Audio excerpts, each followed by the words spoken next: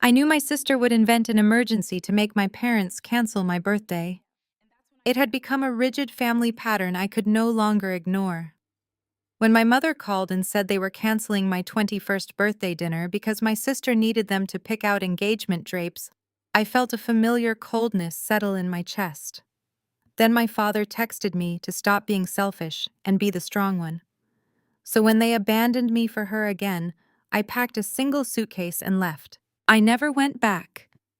8 years later, sitting in my Beverly Hills penthouse as the CEO of a luxury real estate empire, my assistant handed me a rental application.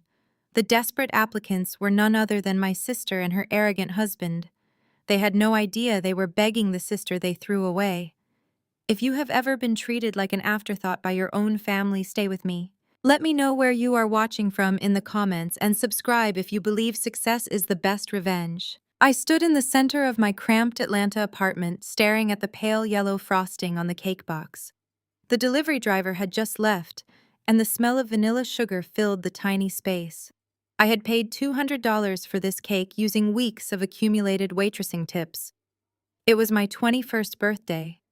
For most people, turning 21 is a milestone surrounded by friends and family. For me, it was supposed to be the one night my parents promised to give me their undivided attention. They had sworn we would go to a nice steakhouse downtown. I had even bought a new dress from a thrift store, spending hours tailoring it to fit perfectly. My phone rang sharply against the laminate kitchen counter. The caller ID showed my mother's name, Valerie.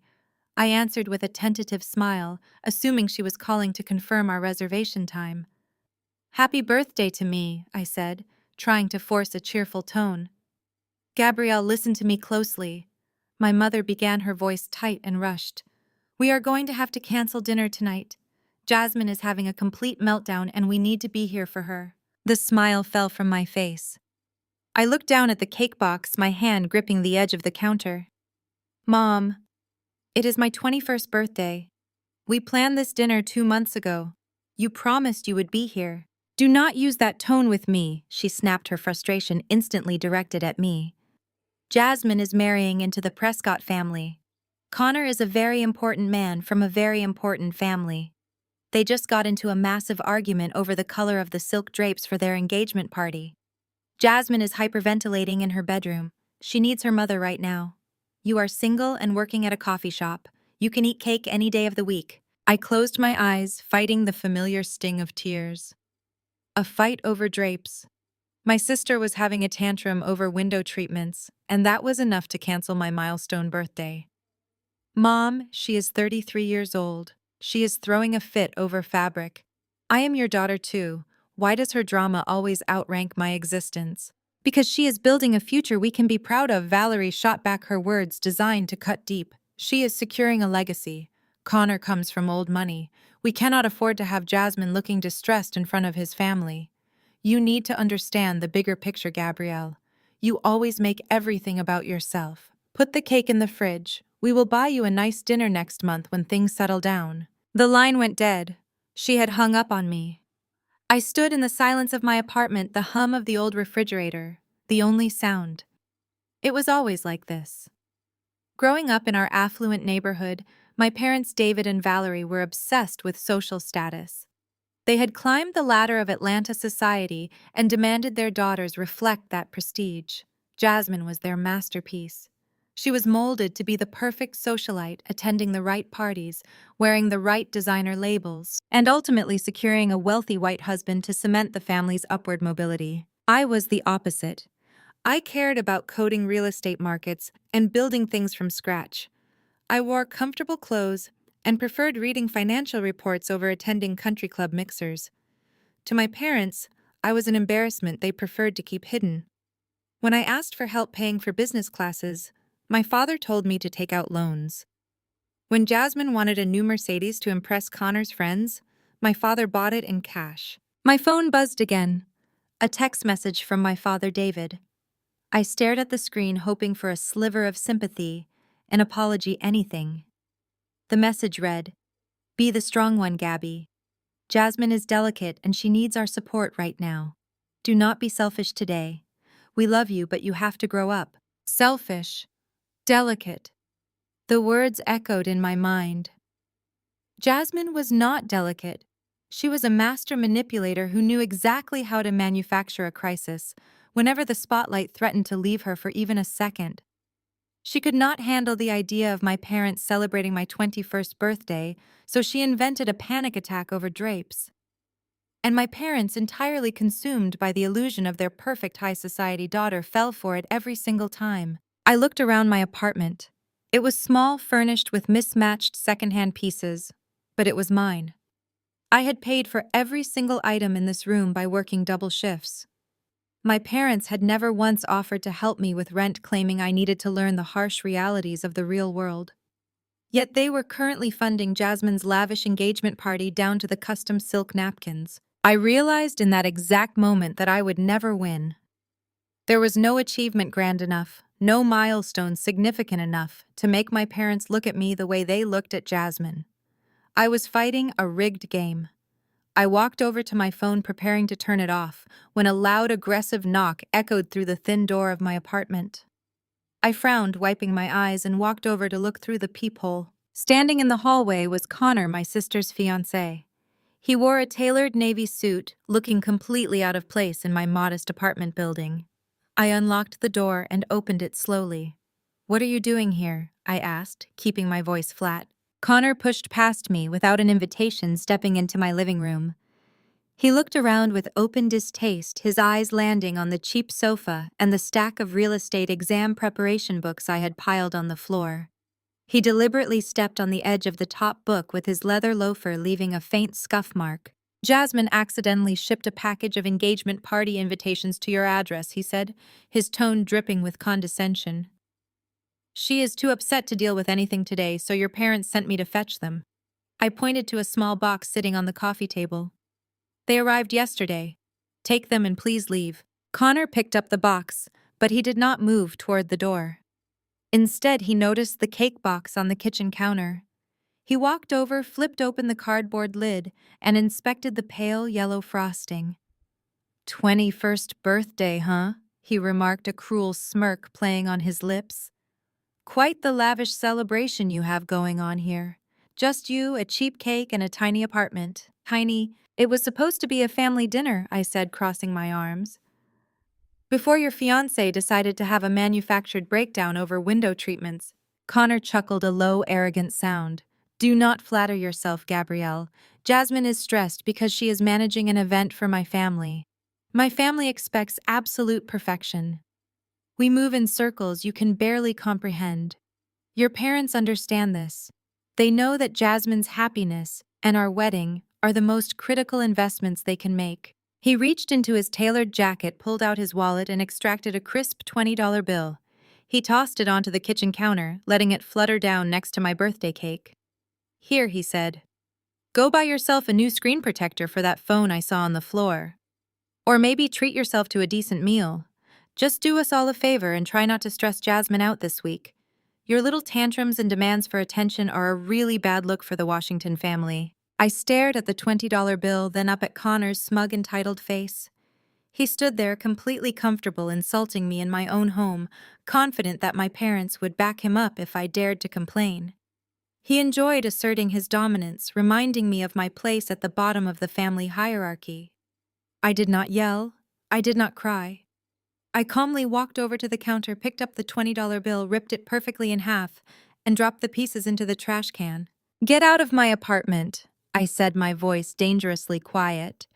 Connor rolled his eyes, adjusting his expensive watch. Always the dramatic one. "Enjoy your cake, kid." He turned and walked out, letting the door slam shut behind him. The silence that followed was heavy, but it was no longer suffocating. It was clarifying. I looked at the trash can where Connor's torn money lay. I looked at the cake I had bought for myself. I looked at the message from my father telling me to grow up. I walked into my bedroom and pulled a single medium-sized suitcase from beneath my bed. I did not pack everything. I left the thrift store dresses, the cheap decorations, the physical reminders of the girl who had constantly begged for scraps of affection. I packed my laptop, my legal documents, my real estate study materials, and a few comfortable clothes. I zipped the suitcase closed. I walked back into the kitchen, took my apartment key off my keychain, and placed it carefully on the counter right next to the uncut birthday cake. I walked out of the apartment down the stairs and out into the heavy Atlanta rain. I drove straight to a mobile provider, changed my phone number, and destroyed the old SIM card.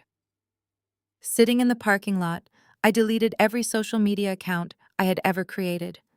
I severed every digital tie to David, Valerie, Jasmine, and Connor. I was no longer the family disappointment. I was a ghost. 8 years passed. 8 years of relentless grinding, silent work. 8 years of building connections, taking massive risks, and trusting my own intuition. The girl who had cried over a canceled birthday dinner no longer existed. The sunlight poured through the floor-to-ceiling windows of my corner office in Beverly Hills, casting a warm glow over the sleek, minimalist decor. I stood looking out over the Los Angeles skyline, wearing a tailored charcoal suit that cost more than my old car. The gold lettering on the frosted glass door behind me read, Aura Holdings, CEO and founder. I had built Aura Holdings from the ground up, transforming it from a bold idea into a multi-million-dollar luxury real estate and wealth management empire catering to the global elite. My clients were billionaires, royalty, and tech moguls, but I kept my identity as the founder strictly confidential, operating behind corporate entities and a fierce legal team. In the business world, I was a force. In the public eye, I was invisible. A soft knock interrupted my thoughts. My executive assistant, Maya, stepped into the office holding a thick leather folder. "Good morning, Ms. Washington," she said respectfully. "We have a new rental application for the Crown." The Crown was the jewel of my real estate portfolio, a sprawling $50,000 a night mega mansion perched on the highest hill in Bel Air. It was exclusively reserved for ultra-high net worth individuals, highly vetted and heavily screened. "Are they qualified?" I asked, turning away from the window to take the folder. Maya hesitated. "On paper, yes. The funds for the deposit are available. They are desperate to secure the property for a high-profile anniversary gala this coming weekend. They are bringing in several major Wall Street investors and need the venue to impress them. However, our background check flagged some unusual leverage in their primary corporate accounts. I wanted you to review it personally." I opened the folder. The names at the top of the application jumped off the page, instantly freezing the blood in my veins. Connor Prescott and Jasmine Washington Prescott. I stared at the names, the past colliding violently with the present. 8 years of absolute silence, and here they were applying to rent my property to host a fake billionaire's ball. I looked at the financial summaries Maya had provided. Connor's investment firm, Prescott Investments, was bleeding cash. The leverage was terrifying. He was using this gala as a desperate smoke and mirrors attempt to woo new investors and save his sinking company. "Are we approving the rental?" Maya asked, noticing my intense focus. I closed the folder and a slow, sharp smile spread across my face. "Approve it," I said smoothly.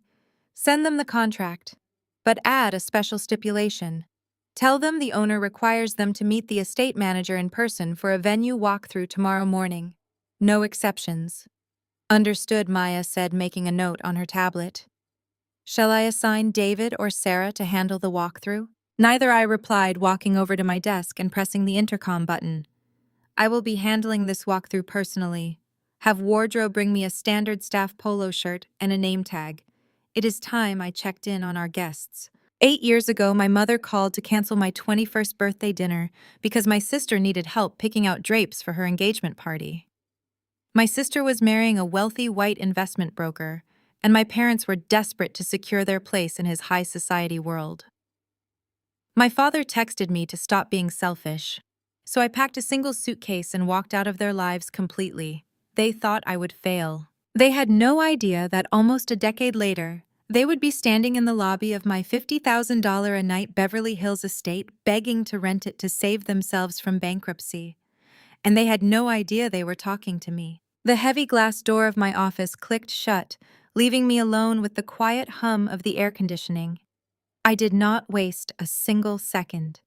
I unbuttoned my tailored charcoal suit jacket, letting the incredibly expensive fabric slide off my shoulders and drape across the back of my leather chair.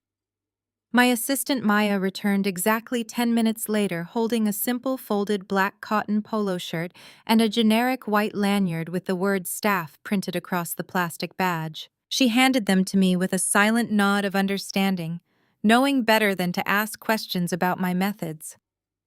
I swapped my silk blouse for the scratchy cotton uniform, tying my hair back into a severe plain ponytail. Looking at my reflection in the floor-to-ceiling window, I almost laughed out loud. The disguise was absolutely flawless. I looked exactly like the invisible, hardworking people my family spent their entire lives ignoring, dismissing, and stepping over. I left the corporate headquarters and drove the winding roads up into the exclusive gated canyons of Bel Air.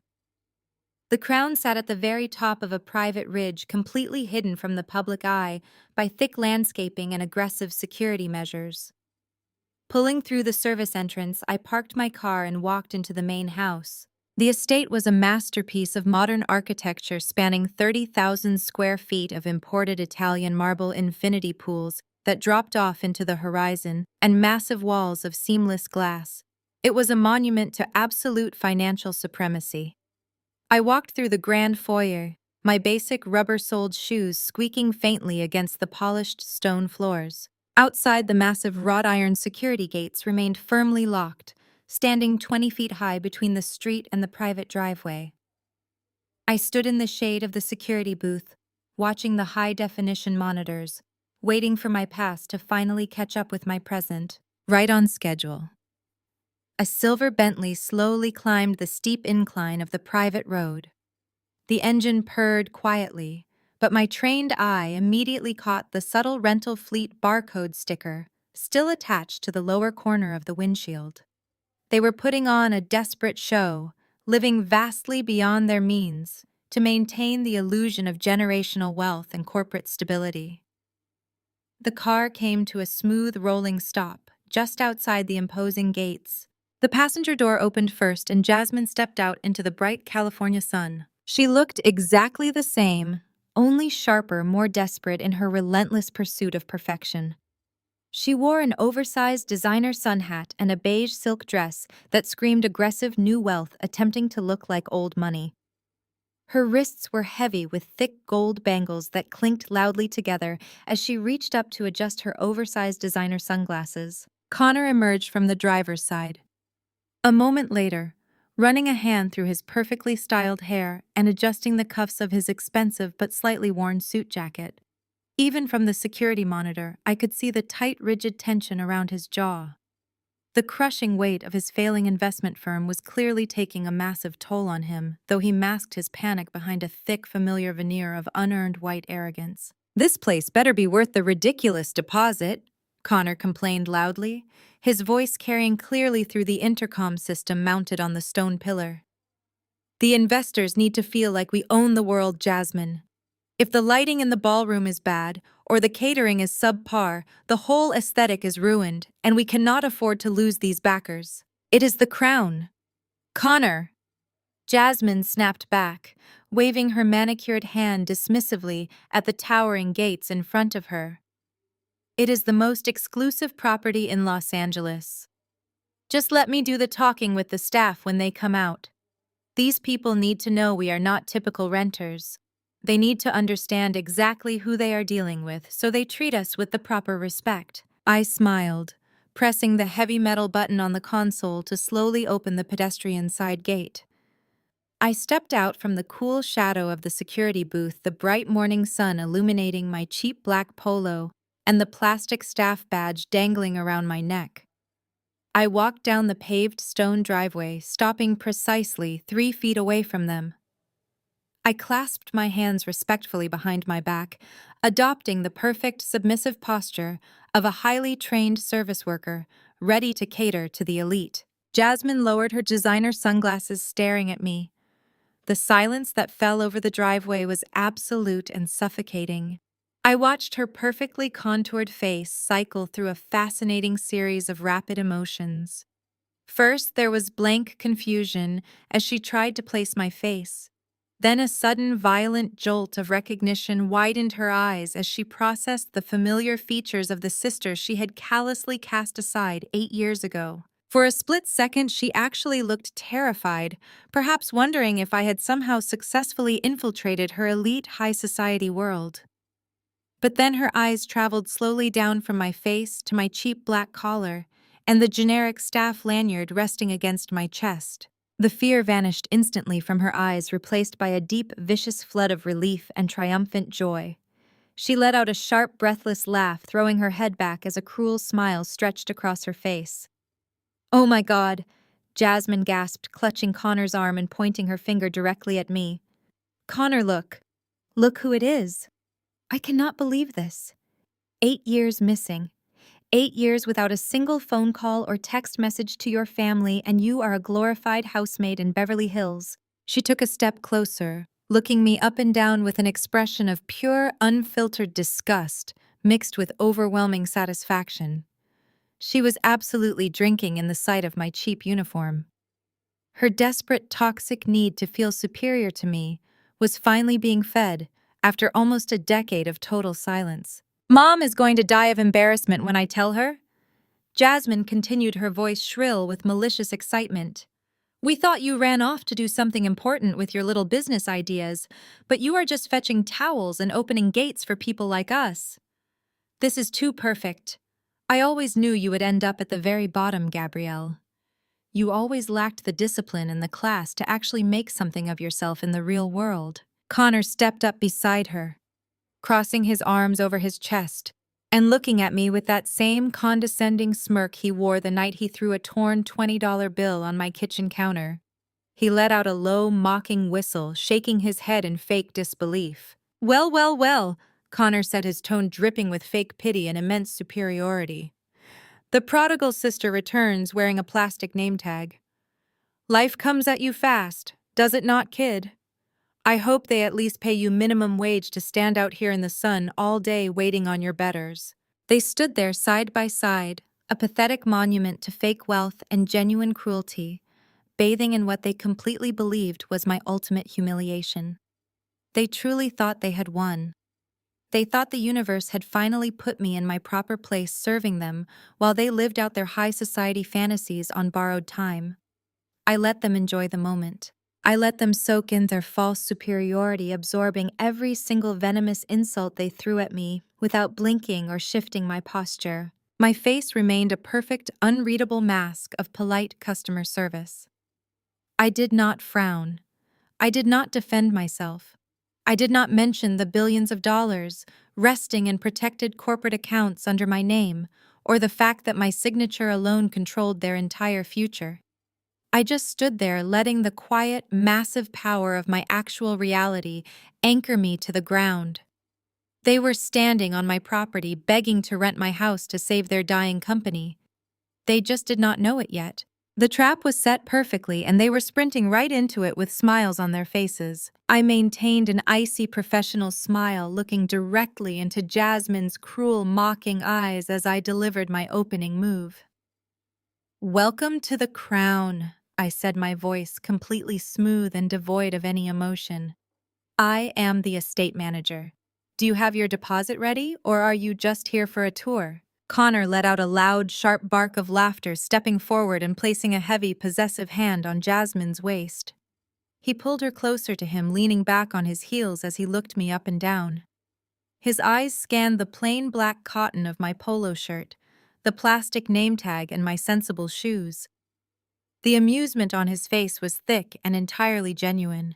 He honestly believed he was looking at a woman who had completely failed at life. "Listen," Gabrielle Connor said, his voice dropping into that smooth, artificial tone he always used when trying to manipulate people he viewed as beneath him. "Since you actually work here and probably know how to pull a few strings with upper management, you need to cut us a deal on the rental fee. We are bringing a level of prestige to this property that your boss has probably never seen.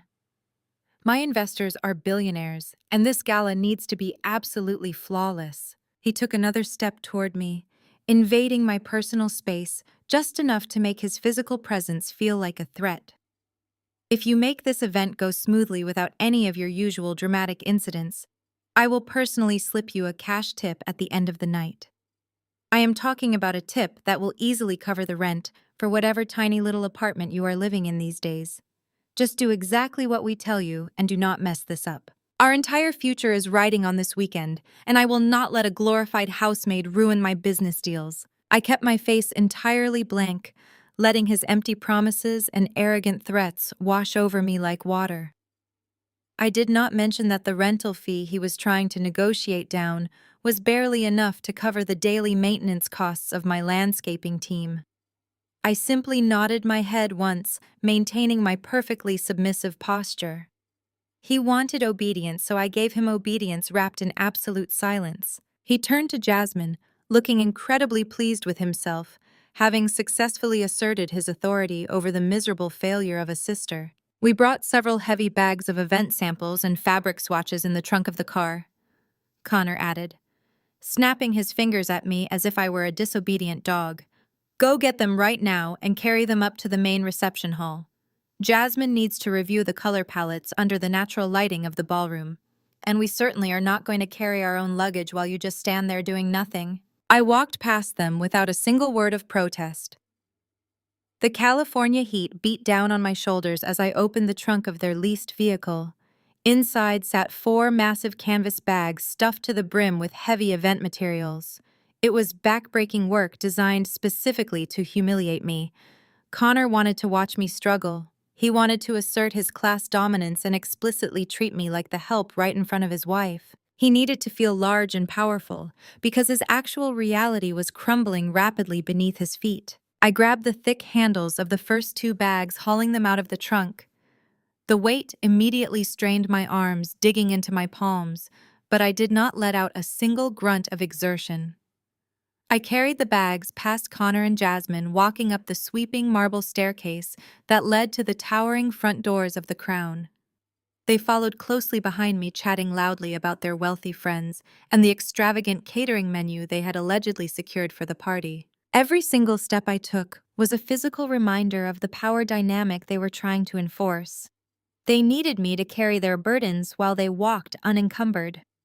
It was a pathetic display of arrogance from a man whose entire existence was a carefully constructed lie. As we walked up the steps, I kept my eyes focused on the ground, but my peripheral vision caught a very interesting detail. Connor reached out to grasp the handrail, and his suit sleeve pulled back slightly in the bright sunlight. The edges of his shirt cuffs were badly frayed. The stitching was unraveling, and the fabric looked thin and exhausted. It was a subtle, tiny imperfection, but to someone who spent every single day analyzing wealth, it was a massive, flashing siren. 8 years ago, Connor would have never stepped outside his house in a shirt that showed even a millimeter of wear and tear. He used to pride himself on his immaculate tailored wardrobe. Now he was wearing exhausted clothes, hidden beneath a dry-cleaned suit jacket. It was the hidden physical manifestation of his overwhelming financial distress. His investment firm was bleeding money so fast, he could not even afford to replace his basic dress shirts. He was prioritizing leasing luxury cars to keep up appearances, while literally fraying at the edges. I pushed open the heavy mahogany front doors and carried the first set of bags into the grand foyer. The soaring ceilings and imported crystal chandeliers immediately silenced Jasmine. She stopped in her tracks, her mouth falling open as she took in the sheer, overwhelming magnitude of the estate. Even Connor looked momentarily stunned by the aggressive display of wealth surrounding them. I set the heavy bags down on the polished stone floor and turned back to retrieve the rest. I completed the silent, grueling labor fetching every single bag from the car while they wandered aimlessly through the main reception hall, marveling at the architecture. I did not sweat. I did not complain. I just performed the exact role they expected of me, storing every single ounce of their disrespect away for the final reckoning. When I finally brought the last bag into the ballroom, Jasmine was already barking orders. She pointed at the floor, demanding I unpack the swatches immediately and arrange them by color gradient. I I need to see how the champagne ivory silk looks against the natural light coming through the east windows, she commanded, clapping her hands impatiently. Do not just stand there hovering, get to work. Time is money and my time is incredibly valuable. I knelt on the cold marble floor, undoing the zippers and carefully laying out the expensive fabrics. I smoothed out the wrinkles in the silk, placing the ivory pieces next to the stark white ones. I was a billionaire kneeling on the ground serving a woman who was drowning in debt. The irony was so thick it was almost suffocating. Connor suddenly checked his smartwatch and his face lost all its color. The arrogant smirk vanished completely, replaced by a stark, naked look of absolute terror. He patted his pockets frantically, pulling out his cell phone. His hands were visibly shaking. I need to take a very important business call, Connor announced to Jasmine, his voice cracking slightly. Do not bother me for the next 10 minutes. He did not wait for her to answer. He turned around and walked briskly out of the ballroom, heading down the long, echoey corridor toward the private library. Jasmine rolled her eyes, muttering something about him always working, but she quickly returned her attention to the fabric swatches, demanding I move the blue silks closer to the window. I stood up from the floor, dusting off my knees. I need to check the climate control settings for this wing. I told her, my voice flat and professional. I will return in just a moment to finish unpacking your materials. Jasmine waved me away without looking up, completely absorbed in her delusional fantasy of hosting the perfect high society event. I walked out of the ballroom and slipped into the adjacent service hallway. The crown had been custom built to my exact specifications, including a network of hidden corridors that allowed the staff to move invisibly throughout the massive estate. I walked silently down the carpeted service passage until I reached the hidden access door located directly behind the main library. I pressed my ear against the cool wood. Connor's voice was coming through, clearly muffled but entirely audible in the quiet room. He was pacing back and forth, his leather shoes thudding heavily against the hardwood floor. He sounded like a man standing on the absolute edge of a cliff. Please, you have to give me until Monday. Connor begged, his voice thick with raw, pathetic desperation. I know the accounts are overdrawn. I know we missed the last 3 margin calls, but I am hosting a gala this weekend with 3 major institutional investors. They are going to write the checks. I promise you the capital injection is coming. If you call the loans now, you will bankrupt the entire firm. The SEC is already breathing down my neck. And if the news gets out that we are insolvent, my clients will panic. Just give me 3 more days. I swear to God you will get your money. I reached into the deep pocket of my cheap uniform pants and pulled out my personal cell phone. I tapped the screen and opened the voice recording application. I pressed the red button and held the microphone directly against the thin wooden paneling of the hidden door. I stood perfectly still in the shadows, recording every single pathetic, desperate word as the arrogant man who just tossed a torn $20 bill at my feet begged a bank officer not to destroy his entire life. The audio was crystal clear. He was admitting to massive financial insolvency, admitting to massive unmanageable debt, and essentially confirming that the upcoming gala was a fraudulent scheme designed to trap new investors into funding a dying company. The recording captured his heavy breathing, his desperate promises, and the eventual sound of the call ending. I tapped the screen and saved the audio file, backing it up immediately to my secure cloud server. The hook was completely set. My brother-in-law was entirely at my mercy, and he had absolutely no idea that the silent property manager he had just ordered to carry his luggage now held the weapon that would permanently end his career. I stepped back from the hidden wooden paneling, my heart beating with the steady, rhythmic pulse of a predator watching its prey wander blindly into a cage. The audio file uploaded successfully to my encrypted private server, locking away the absolute proof of Connor's impending financial ruin. I slipped my phone back into the deep pocket of my cheap uniform pants and took a slow, cleansing breath of the cool, air-conditioned mansion air. It was time to return to the main foyer and finish playing my part in their delusional fantasy. As I emerged from the service corridor, walking silently back toward the grand entrance, the heavy mahogany front doors swung open for a second time. The brilliant afternoon sunlight spilled across the imported marble floor, framing the silhouettes of two people I had not seen in nearly a decade. My parents, David and Vivian Washington, walked into the grand foyer of the Crown Moving with that manufactured stiff posture they always adopted when trying to project extreme wealth. My mother wore a tailored pearl white suit and a massive diamond tennis bracelet that caught the light from the crystal chandeliers above. My father trailed slightly behind her, adjusting the collar of his bespoke navy blazer and looking around the soaring 30-foot ceilings with an expression of hungry, aggressive calculation. They looked exactly as I remembered them, completely obsessed with their own reflection in the eyes of high society and utterly oblivious to anyone outside their immediate tax bracket. Jasmine immediately abandoned her fabric swatches on the ballroom floor and sprinted toward them, her designer heels clicking frantically against the stone tiles. She threw her arms around my mother, letting out a high-pitched squeal of delight that echoed loudly through the cavernous space. Connor emerged from the private library a moment later, having perfectly masked his sheer terror behind his usual smug, arrogant expression. He greeted my father with a firm handshake and a loud, booming laugh, playing the role of the successful, wealthy son-in-law without missing a single beat. They stood together in the center of my house, a picturesque display of a flawless, wealthy family, completely unaware that their entire world was resting in the palm of my hand. I stood perfectly still in the shadows of the arched hallway, observing them from afar. A tiny, naive part of my brain, the absolute ghost of the 21-year-old girl who had cried over a yellow birthday cake, wondered if they would recognize me and feel even a microscopic ounce of remorse. I pushed that pathetic thought aside, crushing it instantly. I stepped out of the shadows and walked slowly into the bright light of the grand foyer, keeping my hands clasped respectfully behind my back as I approached the family gathering. My mother turned her head to inspect the massive floral arrangements near the sweeping staircase, and her eyes locked directly onto mine. The polite society smile completely vanished from her face, instantly replaced by a look of sheer, unadulterated horror. All the blood drained from her perfectly made-up cheeks, leaving her looking pale and suddenly very old.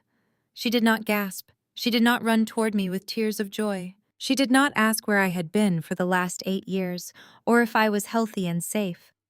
Her only reaction was pure visceral panic at the sight of my cheap black staff polo shirt, ruining her perfect afternoon. Vivian excused herself from Jasmine and Connor, forcing a stiff, tight smile as she walked briskly in my direction.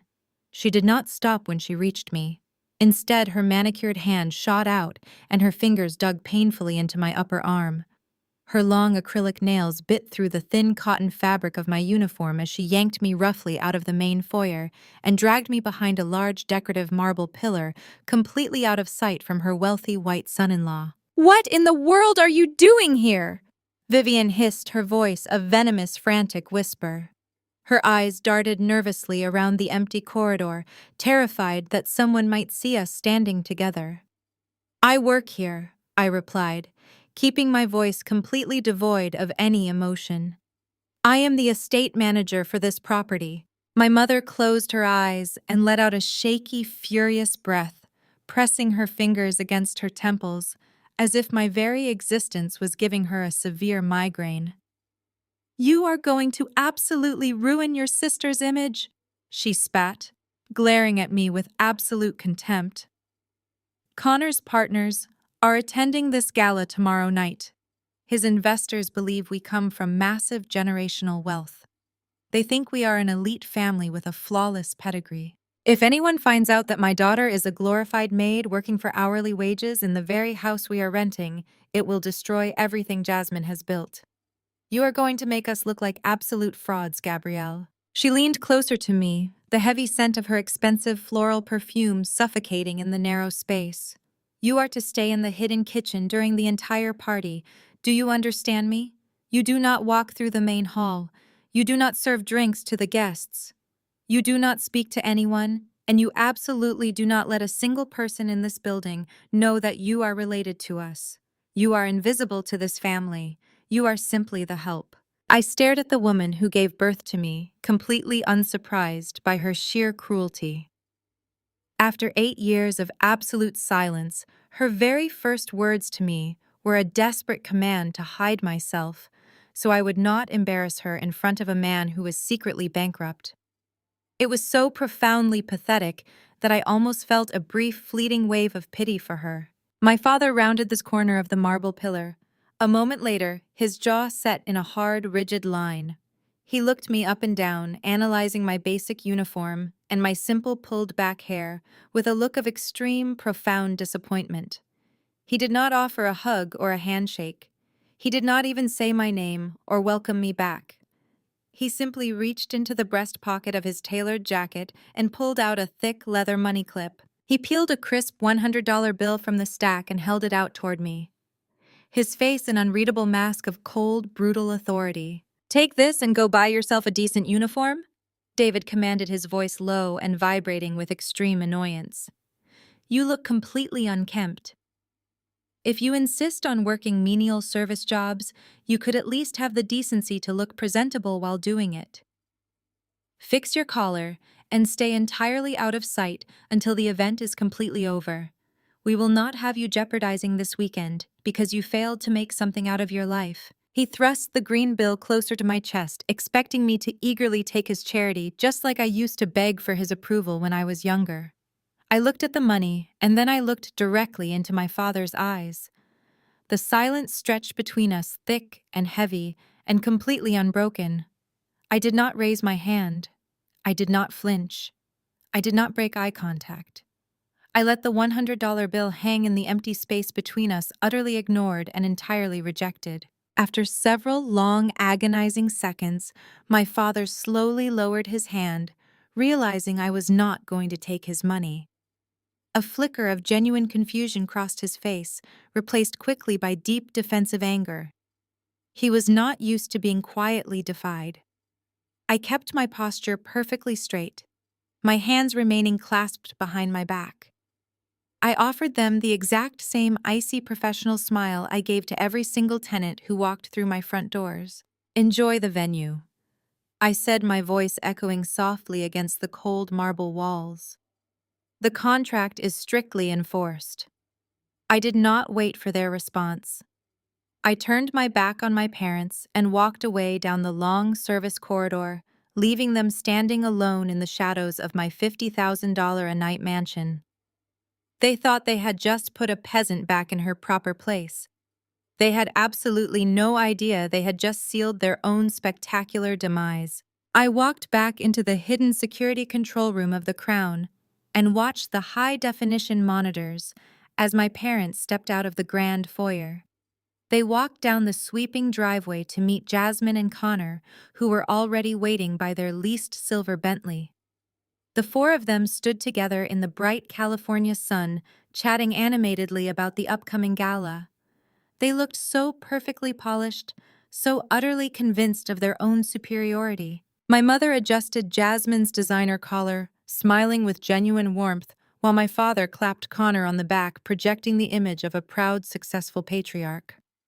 I watched their car slowly roll down the private canyon road and disappear past the heavy wrought iron gates. The very second their vehicle cleared my property line, I reached up and pulled the cheap plastic staff lanyard over my head, dropping it carelessly into the nearest trash bin. I stripped off the scratchy black cotton polo shirt, exchanging it for my tailored charcoal suit jacket. The physical transformation was instantaneous, but the mental shift was even more profound. I was no longer the submissive estate manager forced to bite my tongue while my own family treated me like dirt. I walked out the private underground service entrance and slipped into the back of my waiting town car. The tinted windows shielded me from the glaring afternoon heat as my driver navigated the winding roads back toward the commercial district of Beverly Hills.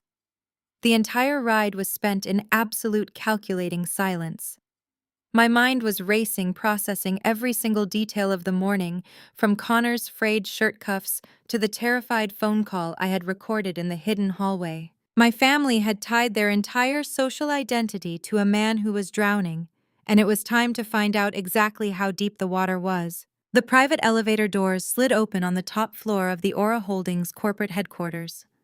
The atmosphere shifted immediately, from the quiet hum of the ride to the aggressive, focused energy of a multi-million-dollar firm in the middle of the trading day.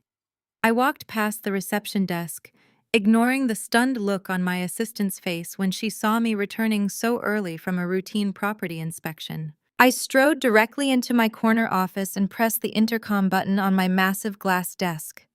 I told Maya to cancel my remaining afternoon appointments and immediately summoned Nathan, our lead financial analyst, to the primary executive boardroom. I wanted his entire team ready for a hostile deep dive into a specific corporate entity. I did not sit down.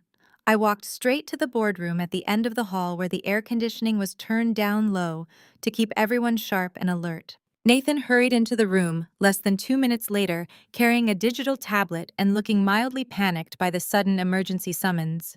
He was a brilliant forensic accountant who had helped me identify and acquire dozens of distressed assets over the past 4 years. He took a seat near the head of the long, polished table as I stood by the wall-length digital display screens. I handed him a slip of paper with the name Prescott Investments written in neat block letters. I told him I needed a complete comprehensive autopsy of this specific firm, including every single active loan-leveraged asset and pending legal action attached to the principal owner, Connor Prescott. Nathan did not ask any questions. His fingers flew across his tablet, typing rapidly to access our premium financial databases and secure market intelligence networks. The massive screens behind me flickered to life, projecting real-time data charts and corporate filings in bright glowing colors. At first glance, the public profile of Prescott Investments looked reasonably successful. There were glossy press releases about new commercial developments and polished photographs of Connor shaking hands with local politicians. But as Nathan dug deeper, stripping away the marketing facade and pulling the actual registered debt obligations, the true picture began to emerge. It was incredibly ugly. The lines on the graphs plummeted downward, revealing a massive canyon of toxic liabilities. Nathan pushed his glasses up the bridge of his nose, leaning closer to his screen as he verified the numbers. He looked up at me with an expression of pure professional disgust. "This firm is completely hollow," Nathan said, his voice echoing in the quiet boardroom. "Whoever is running Prescott Investments is operating a borderline Ponzi scheme. They have virtually no liquid assets left. They have heavily leveraged every single property in their portfolio to secure short-term high-interest loans just to cover their daily operational expenses. The debt-to-income ratio is astronomical. If a single one of their major creditors calls in a loan, the entire company will collapse into immediate bankruptcy.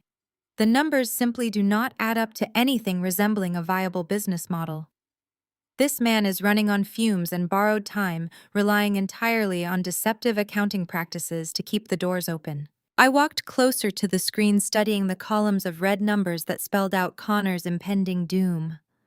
The man who had arrogantly thrown a torn $20 bill on my kitchen floor, the man who had threatened to have me fired for ruining his wealthy aesthetic, was financially destitute.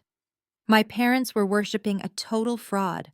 They had spent the last 8 years celebrating a white savior who was secretly squandering their precious social reputation on a house of cards. The sheer absolute irony of it almost made me laugh. They had thrown away their own daughter, who sat on billions of dollars in protected corporate assets, to desperately cling to a man who could not even afford to buy his own dress shirts. The grand illusion they had sacrificed me for was crumbling from the inside out. "Who is holding his largest debt obligation?" I asked, turning back to Nathan. Nathan tapped the screen, bringing up a new document. "It is a private equity group based in New York called Vanguard Capital. They hold the primary notes on his 2 biggest commercial properties. The loans are technically in default as of last week. Connor Prescott has essentially been begging them for rolling extensions. According to these filings, they are preparing to initiate foreclosure proceedings if he does not deliver a massive cash injection by the end of the current fiscal quarter. They are losing patience rapidly, and the communication logs indicate they are completely unwilling to extend his grace period any further." The pieces of the puzzle clicked together perfectly. The panicked phone call I had recorded in the library made total sense now. Connor was using the extravagant gala at the Crown to project an illusion of overwhelming success. He was planning to wine and dine a room full of unsuspecting billionaires, convincing them to invest their fresh capital into his fake real estate fund. He needed their money to pay off Vanguard Capital and keep himself out of federal prison. He was using my family as pretty props to validate his false narrative of generational wealth and stability. My mother and father were unwittingly participating in a massive financial crime just so they could feel important at country club dinners. I looked at the glowing logo of Vanguard Capital on the screen. They were a ruthless firm known for selling off distressed debt portfolios to the highest bidder when they wanted to clear their books quickly. They did not care about Connor Prescott or his fancy gala. They only cared about recovering their capital before his firm completely imploded.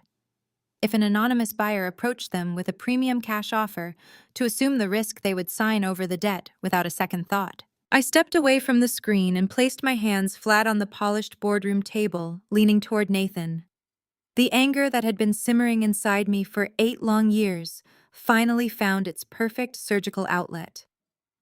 I did not need to yell or scream at my parents to make them understand my value.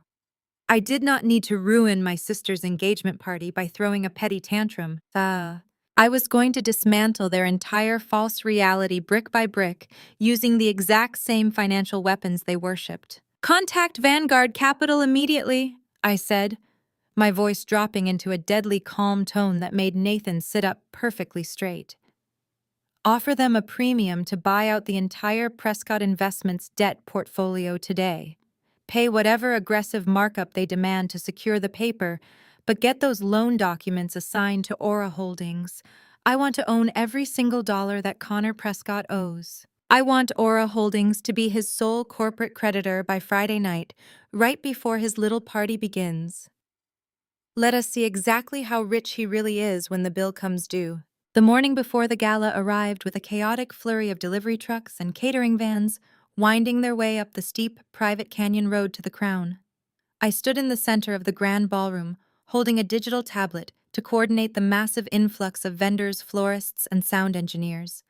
My plain, black cotton polo shirt and generic plastic staff badge rendered me completely invisible to the frantic event planners rushing past me with clipboards and floral arrangements. I operated like a ghost in my own house, directing the flow of traffic and ensuring the priceless imported marble floors were protected by heavy canvas mats. The entire estate hummed with the aggressive energy of high-stakes preparation. But I remained an island of absolute calm in the center of the storm. The heavy double doors of the ballroom slammed open, hitting the walls with a violent thud that caused several caterers to jump in surprise. Jasmine marched into the room clutching a clipboard tightly to her chest. She wore a sleek beige power suit and towering heels that clicked sharply against the uncovered sections of the stone floor. Her face was tight with manufactured stress, and her eyes darted frantically around the room looking for someone to punish for her own internal panic. The desperate reality of her husband's crumbling financial empire was clearly weighing heavily on her shoulders, pushing her narcissistic need for control into maximum overdrive. She immediately began barking conflicting orders at a team of florists, demanding they reposition a massive archway of white roses exactly 3 inches to the left. I watched her from across the room, noting the high-pitched, shrill quality of her voice as she berated a young catering assistant over the exact placement of the crystal champagne flutes. She was putting on a theatrical performance of extreme wealth and sophisticated taste, but to my trained eyes, she just looked completely unhinged. She needed everyone in the room to fear her, because outside these walls she had absolutely no control over her own life. After terrorizing the catering staff for another 10 minutes, her manicured finger pointed directly at me. She snapped her fingers loudly, gesturing for me to cross the massive ballroom and attend to her immediately. I did not rush. I walked at a steady, measured pace, maintaining the perfectly neutral expression of a service worker who was simply doing their job. I stopped a respectful distance away from her, waiting in total silence. "You need to make yourself useful," Gabrielle Jasmine ordered, crossing her arms over her chest and looking down her nose at me. "My event planner is completely incompetent, so I have to manage every single detail of this gala myself." Go over to the south wall and move those heavy brass candelabras closer to the main stage. Then I need you to polish every single crystal droplet on those centerpieces until they shine.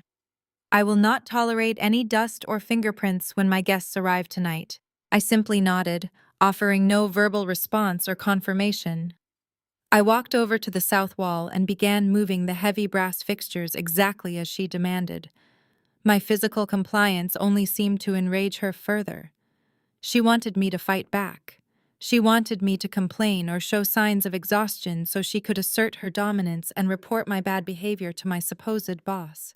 But I gave her absolutely nothing to work with. I remained a silent, efficient machine performing the manual labor with an eerie, unbothered calm. Jasmine paced back and forth behind me, watching my every move like a hawk waiting for a mistake.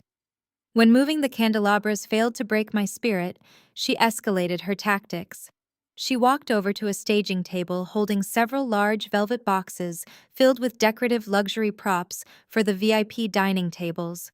She picked up a heavy wooden box containing hundreds of perfectly round imported decorative pearls meant to be scattered around the base of the floral centerpieces. She carried the box over to where I was standing near the edge of the stage.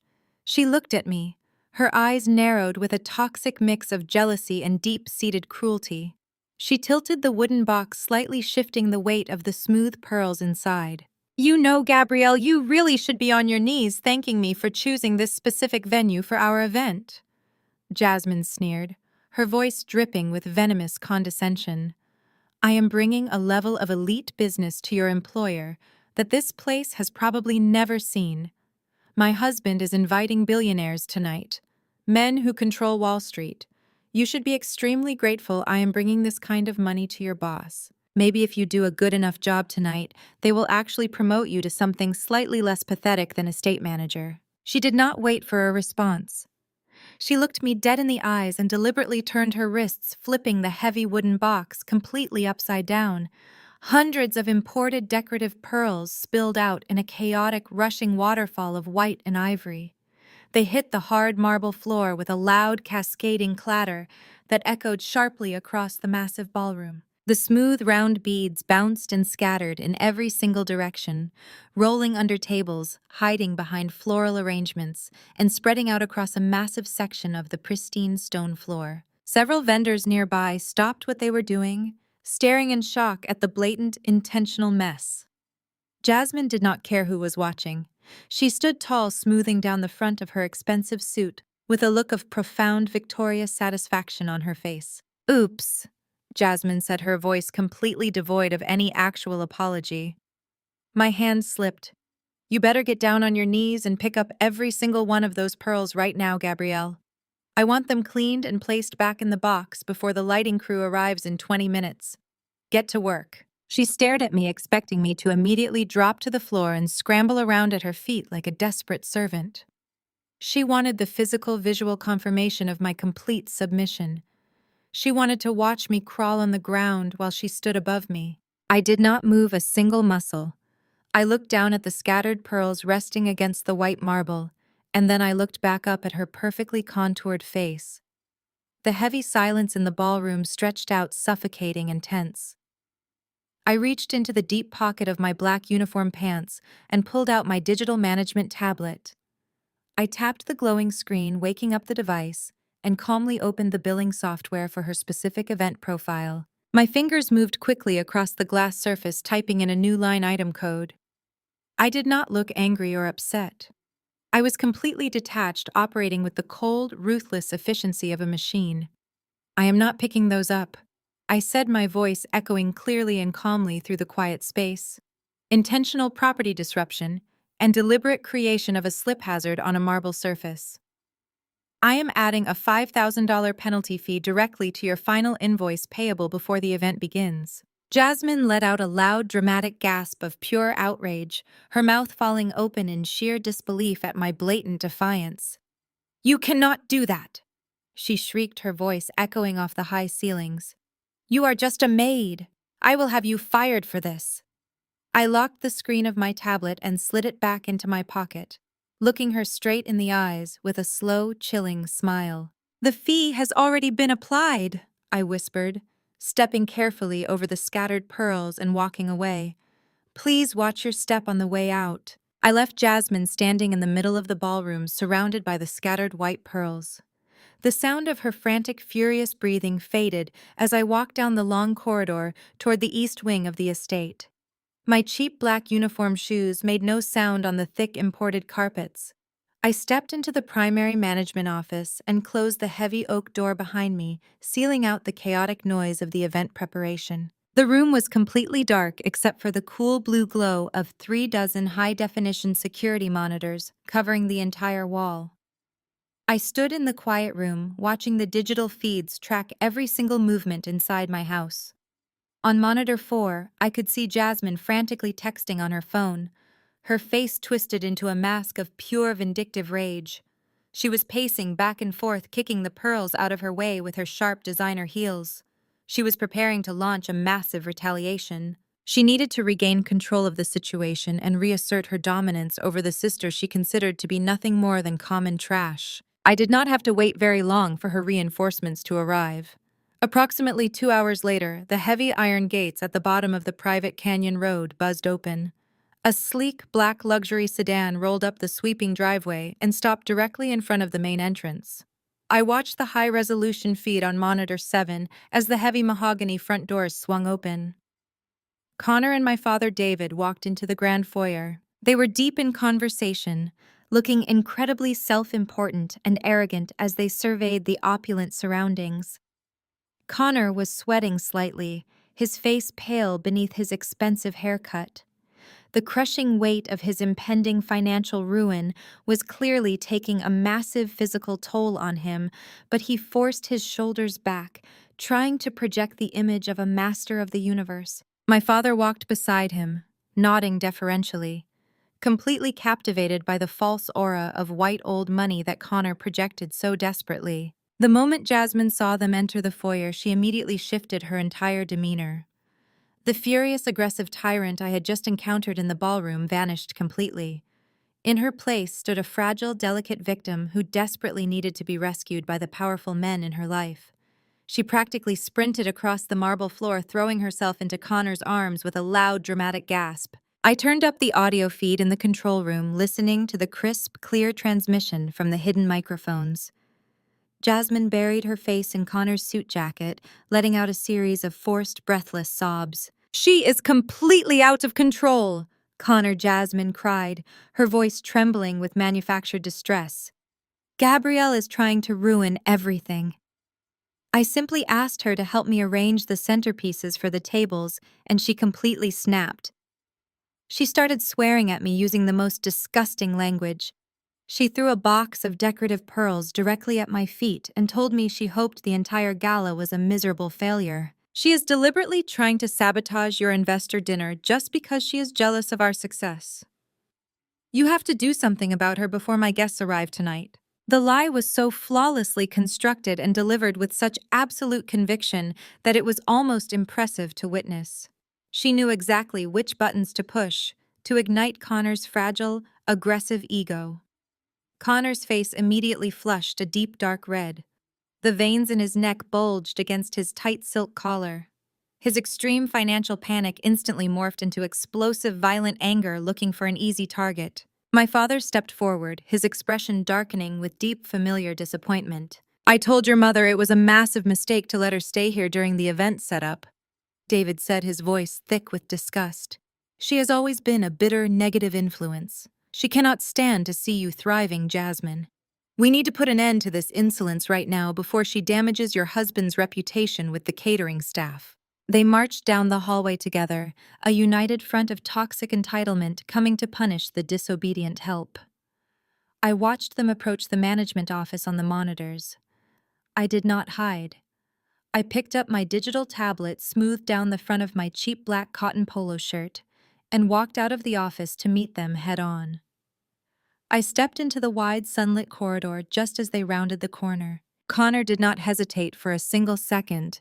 He stormed directly toward me, closing the distance until he was standing less than 2 feet away. He invaded my personal space completely, attempting to use his physical size to intimidate me into submission. He raised his right arm and aggressively jabbed his index finger directly toward my face, stopping just inches from my eyes.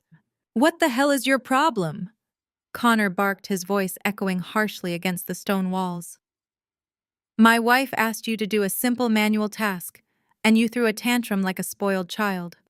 You are a pathetic nobody working a minimum wage service job. I am paying an absolute fortune to rent this venue, and I will not tolerate a bitter, jealous maid disrespecting my family. You're going to march back into that ballroom, get down on your knees, and apologize to Jasmine right now." I kept my posture perfectly straight. I did not flinch away from his pointing finger. I did not raise my voice or show a single ounce of intimidation. I just looked at his sweating red face with absolute cold detachment. "I politely declined to pick up the items your wife intentionally dropped on the floor," I said, my tone completely flat and professional. There was no swearing, and there was no shouting. The security cameras in the ballroom recorded the entire interaction in high-definition audio and video. I would be more than happy to pull the footage for you right now if you would like to verify the exact truth of the situation. Jasmine let out a loud, dramatic gasp, clutching my father's arm and burying her face against his shoulder. "She is lying," she sobbed loudly. "She is calling me a liar right to my face, Dad. Make her stop." Connor was completely blinded by his own rage and his desperate need to assert control over a situation he was rapidly losing a grip on. His eyes darted around the hallway, looking for a way to maximize my humiliation and force me into total submission. A young catering assistant happened to walk around the corner at that exact moment. The young man was carefully balancing a large silver serving tray loaded with 24 crystal flutes, filled to the brim with expensive vintage champagne meant for the investor reception. Connor saw the tray, and a cruel, malicious light flashed in his eyes. He stepped away from me and walked directly into the path of the catering assistant. Before the young man could stop or change direction, Connor deliberately raised his arm and forcefully struck the bottom of the silver tray. The impact was violent and sudden. The heavy silver tray flipped upward, launching the fragile crystal glasses into the air. The glasses shattered against the marble floor with a deafening crash, sending shards of sharp crystal flying in every direction. The vintage champagne exploded outward in a massive, sticky wave. The pale golden liquid splashed heavily across my sensible black work shoes, soaking instantly into the fabric of my uniform pants. The cold, wet champagne clung to my skin, ruining my clothes and leaving a dark, spreading stain across the imported stone floor. The catering assistant stood frozen in absolute terror, apologizing profusely for a mess he did not cause. Connor ignored the young man completely, turning his attention back to me. A wide, arrogant, triumphant smirk stretched across his sweating face. He looked down at my soaked shoes and ruined pants, absolutely thrilled by the physical manifestation of my humiliation. "Well, look at that," Connor sneered, his voice dripping with venomous satisfaction. "Looks like we have another mess that needs cleaning. Get down there and clean it up, staff. Use your bare hands if you have to. I want this floor spotless before my real guests arrive." I stood in the center of the shattered glass, feeling the cold champagne seeping through my socks. I looked at my father, expecting even a microscopic fraction of parental intervention. I was his blood daughter, standing in a puddle of shattered glass, intentionally humiliated by a man who was lying to his face. My father looked at my ruined shoes and then looked me directly in the eyes. His expression was completely devoid of any warmth or protection. He had entirely chosen his side. "Gabrielle, apologized to your brother-in-law immediately," David commanded, his voice cold and deeply authoritative. "You are acting out again, just like you always do when you are jealous of your sister. Clean up this ridiculous mess you caused, and then go wait in the kitchen until we tell you that you are allowed to leave. Do not embarrass this family any further." The absolute betrayal hung heavy and suffocating in the quiet corridor. They wanted me broken. They wanted me on my knees, scrubbing the floor at their feet to validate their own fragile, pathetic egos. They thought they held all the power in the universe. I slowly looked down at the shattered crystal resting against the marble. I did not bend down. I did not reach for a towel.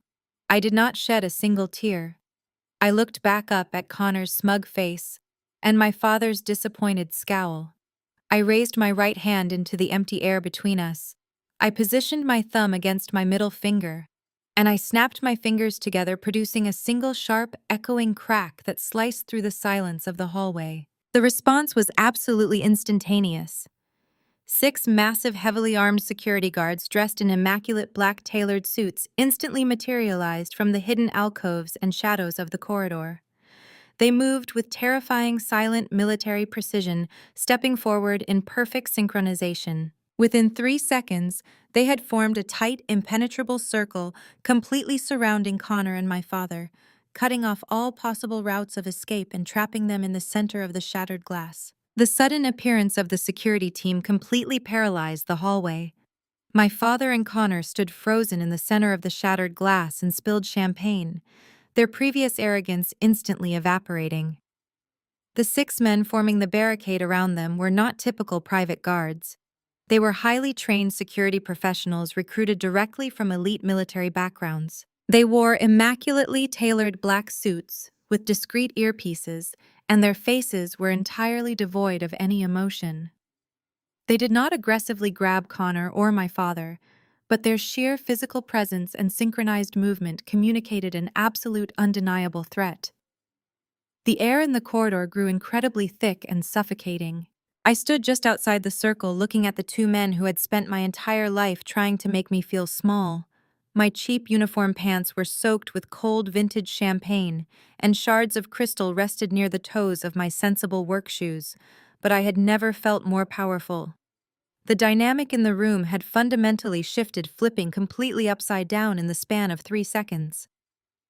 My father stared at the massive security guards, his jaw slack with genuine confusion. He was a man who worshipped authority and wealth, and his brain was desperately trying to process how a lowly estate manager could command a private army with a simple snap of her fingers. Connor was breathing heavily, his chest heaving as his eyes darted from one security guard to another. The deep red flush of his angry outburst began to drain away, leaving his skin looking sickly and pale. He was a coward hiding behind expensive tailored suits and fake generational wealth, and being physically cornered exposed his true nature immediately.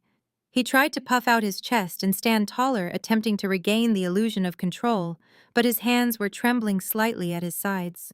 I let the silence stretch out, allowing the absolute terror of the situation to settle deep into their bones. I looked down at the ruined floor, then slowly raised my eyes to meet Connor's terrified gaze. My voice dropped to a lethal, chilling register, echoing off the cold marble walls with absolute finality. "Property damage," I said, my tone steady and completely merciless. "Deliberate harassment of staff and creating a hazardous environment on a private estate. That is a $25,000 penalty. It is payable immediately, or the gala is permanently canceled, and you will be escorted off this property right now." My father gasped, taking a step backward, as if he had been physically struck. $25,000 for spilled champagne? He sputtered, his voice cracking under the pressure. "That is extortion. You cannot possibly enforce that." I did not even look at my father. I kept my eyes locked entirely on Connor, pressing my boot firmly down onto the neck of his fragile ego. I knew exactly what was happening inside his head. He was standing in front of his wealthy father-in-law, the man whose approval he desperately needed to maintain his facade. If he backed down now or complained about the cost, it would raise immediate red flags about his financial stability. He had to project the image of a master of the universe, who could brush off a massive penalty fee as if it were pocket change. His toxic pride left him with absolutely no other choice but to play along. Connor swallowed hard, adjusting his collar with a shaky hand. He forced a rigid sneer onto his face, attempting to look profoundly bored and irritated rather than completely terrified. He reached into the breast pocket of his expensive suit jacket and pulled out a sleek designer wallet. His fingers fumbled slightly as he flipped it open, pulling out a heavy platinum American Express card. He held it up between his index and middle fingers, displaying the prestigious silver medal like a shield against his impending ruin. "Swipe it!" Connor barked, trying to project a deep, booming voice that ended up sounding thin and desperate. $25,000 is absolutely nothing to me. It is pocket change for an inconvenience. But let me tell you something, Gabrielle. You people are always begging for handouts, trying to squeeze money out of your betters whenever you get the chance. It is pathetic. Take the money and get back to scrubbing the floors. He thrust the premium credit card outward, expecting me to step forward and take it from his hand, like an obedient servant. I did not move a single inch. I simply gave a subtle nod to the head of my security detail, a towering man named Marcus, who stood directly behind Connor. Marcus stepped forward, closing the distance smoothly. He reached inside his tailored jacket and produced a sleek mobile payment terminal. He did not say a word as he took the platinum card from Connor's trembling fingers. The silence in the marble hallway was absolute and completely agonizing. The only sound was the soft hum of the air conditioning and the rapid, frantic breathing coming from my brother-in-law. Marcus inserted the heavy metal card into the digital reader. We all stood there watching the small, glowing screen. The terminal displayed a spinning loading circle as it connected to the secure banking servers. Connor crossed his arms over his chest, offering my father a tight, forced smile, as if to say this was merely a minor annoyance. My father nodded back, completely fooled by the performance, waiting for the transaction to clear so they could return to their delusional reality. Then the terminal emitted a sharp, loud electronic beep. The screen flashed a bright, undeniable red. The bold black letters spelled out a single devastating word: declined. The sound of that rejection tone echoed through the corridor like a gunshot. All the remaining color instantly vanished from Connor's face. He looked exactly like a ghost staring at the small machine with wide, unblinking eyes. His mouth fell open, but no sound came out. My father frowned, leaning forward slightly, as if he had misheard the alert. "There must be a system error," Connor stammered, his voice suddenly an octave higher. His panic was no longer hidden, it was spilling out into the open for everyone to see. "The magnetic strip gets worn out. Run it again. Run it as credit." Marcus remained completely expressionless. He pulled the card out, wiped the chip deliberately on his suit sleeve, and inserted it a second time. The spinning loading circle appeared again. Connor was sweating profusely now, dark wet patches forming under the arms of his light blue dress shirt. He shifted his weight from foot to foot, staring at the terminal with pure, unadulterated terror. He knew the accounts were completely empty. He knew his corporate creditors had frozen his credit lines. He was just praying for a systemic miracle that was never going to happen. The terminal beeped again. The red screen flashed brightly in the dim hallway. Declined. The heavy silence that followed was incredibly deafening, the kind of absolute quiet that happens right before a massive catastrophic explosion. My father looked from the glowing red screen to Connor's sweating, terrified face. The illusion of the wealthy, successful white son-in-law was rapidly fracturing right before his eyes. Connor reached into his wallet with frantic, desperate movements, his fingers shaking so badly he dropped a business card onto the shattered glass. He pulled out another premium credit card, this one a sleek black corporate card tied directly to his investment firm. "Use this one," Connor whispered, his voice barely audible. "The bank must have flagged the other one for a large, unusual transaction because I'm traveling.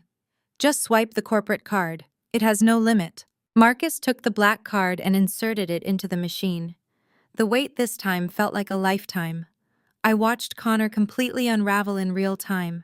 His entire identity, his marriage, his social standing, and his fake prestige were entirely dependent on this small plastic rectangle clearing a $25,000 charge. The loading icon spun in endless circles. I knew exactly what the bank servers were seeing.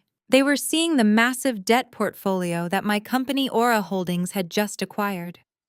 They were seeing accounts that were locked, frozen, and deeply underwater. The terminal emitted a third sharp, merciless beep. The screen flashed a brilliant, aggressive red. Declined. Please contact your financial institution immediately. Connor stumbled backward a single step, his heel crunching loudly against a broken crystal champagne flute. His breathing was shallow and erratic. He looked down at his own trembling hands as if they belonged to a stranger. He was completely and utterly exposed. He was standing in the middle of the most exclusive property in Beverly Hills, completely surrounded by elite security guards, unable to pay a penalty fee to save his own event. The man who had just insulted me called me pathetic and told me to scrub the floors was financially destitute, and I had just forced him to prove it in front of the father-in-law he was so desperate to impress. I watched the realization crash down on my father. David Washington was a man who built his entire life around analyzing status and wealth. He was looking at Connor's frayed shirt cuffs, his sweating forehead, and the 3 declined premium credit cards. The mathematical reality was hitting him like a freight train.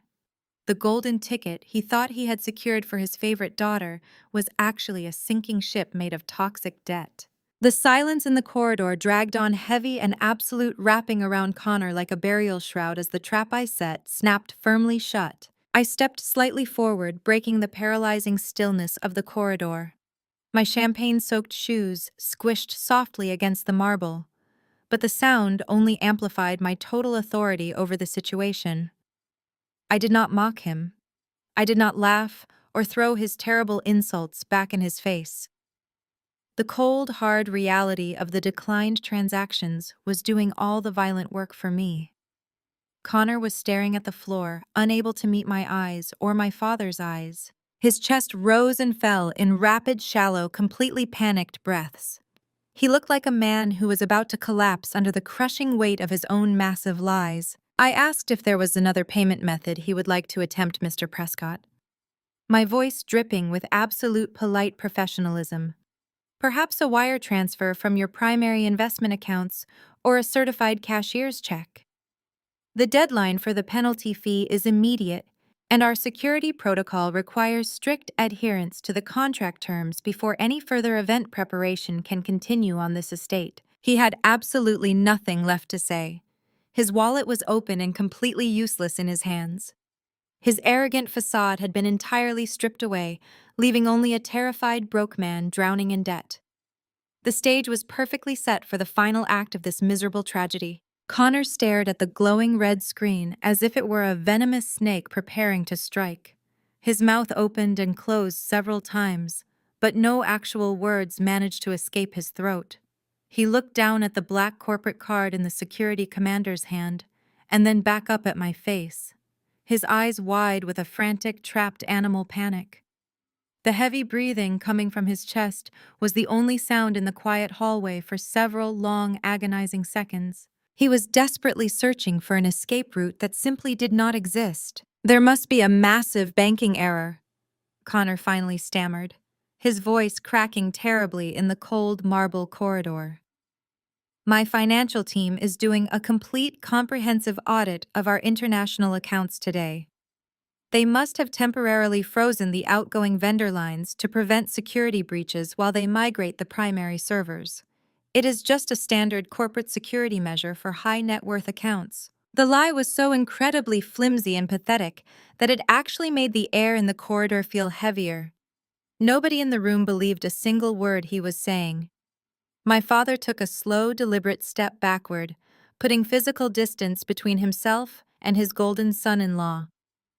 David Washington was a man who respected absolute power and financial dominance above all else, and he was currently watching the man he had chosen over his own daughter crumble into a pathetic, sweating mess. The illusion of the wealthy, successful white savior was dissolving right before his eyes, leaving only a desperate fraud in its wake. Vivian could not stand the suffocating tension for another second. My mother operated entirely on the currency of social perception, and the reality of elite security guards witnessing her son-in-law fail to clear a basic penalty charge was a public humiliation she simply could not tolerate. She let out a loud, exasperated sigh, attempting to project an aura of mild annoyance rather than absolute terror. "This is completely ridiculous," Vivian snapped, stepping forward and pushing past my father. She reached into her designer handbag with sharp, jerky movements, her expensive jewelry clinking loudly in the tense silence. "Connor, you do not need to deal with your corporate banking issues right now while you are trying to manage the gala preparations.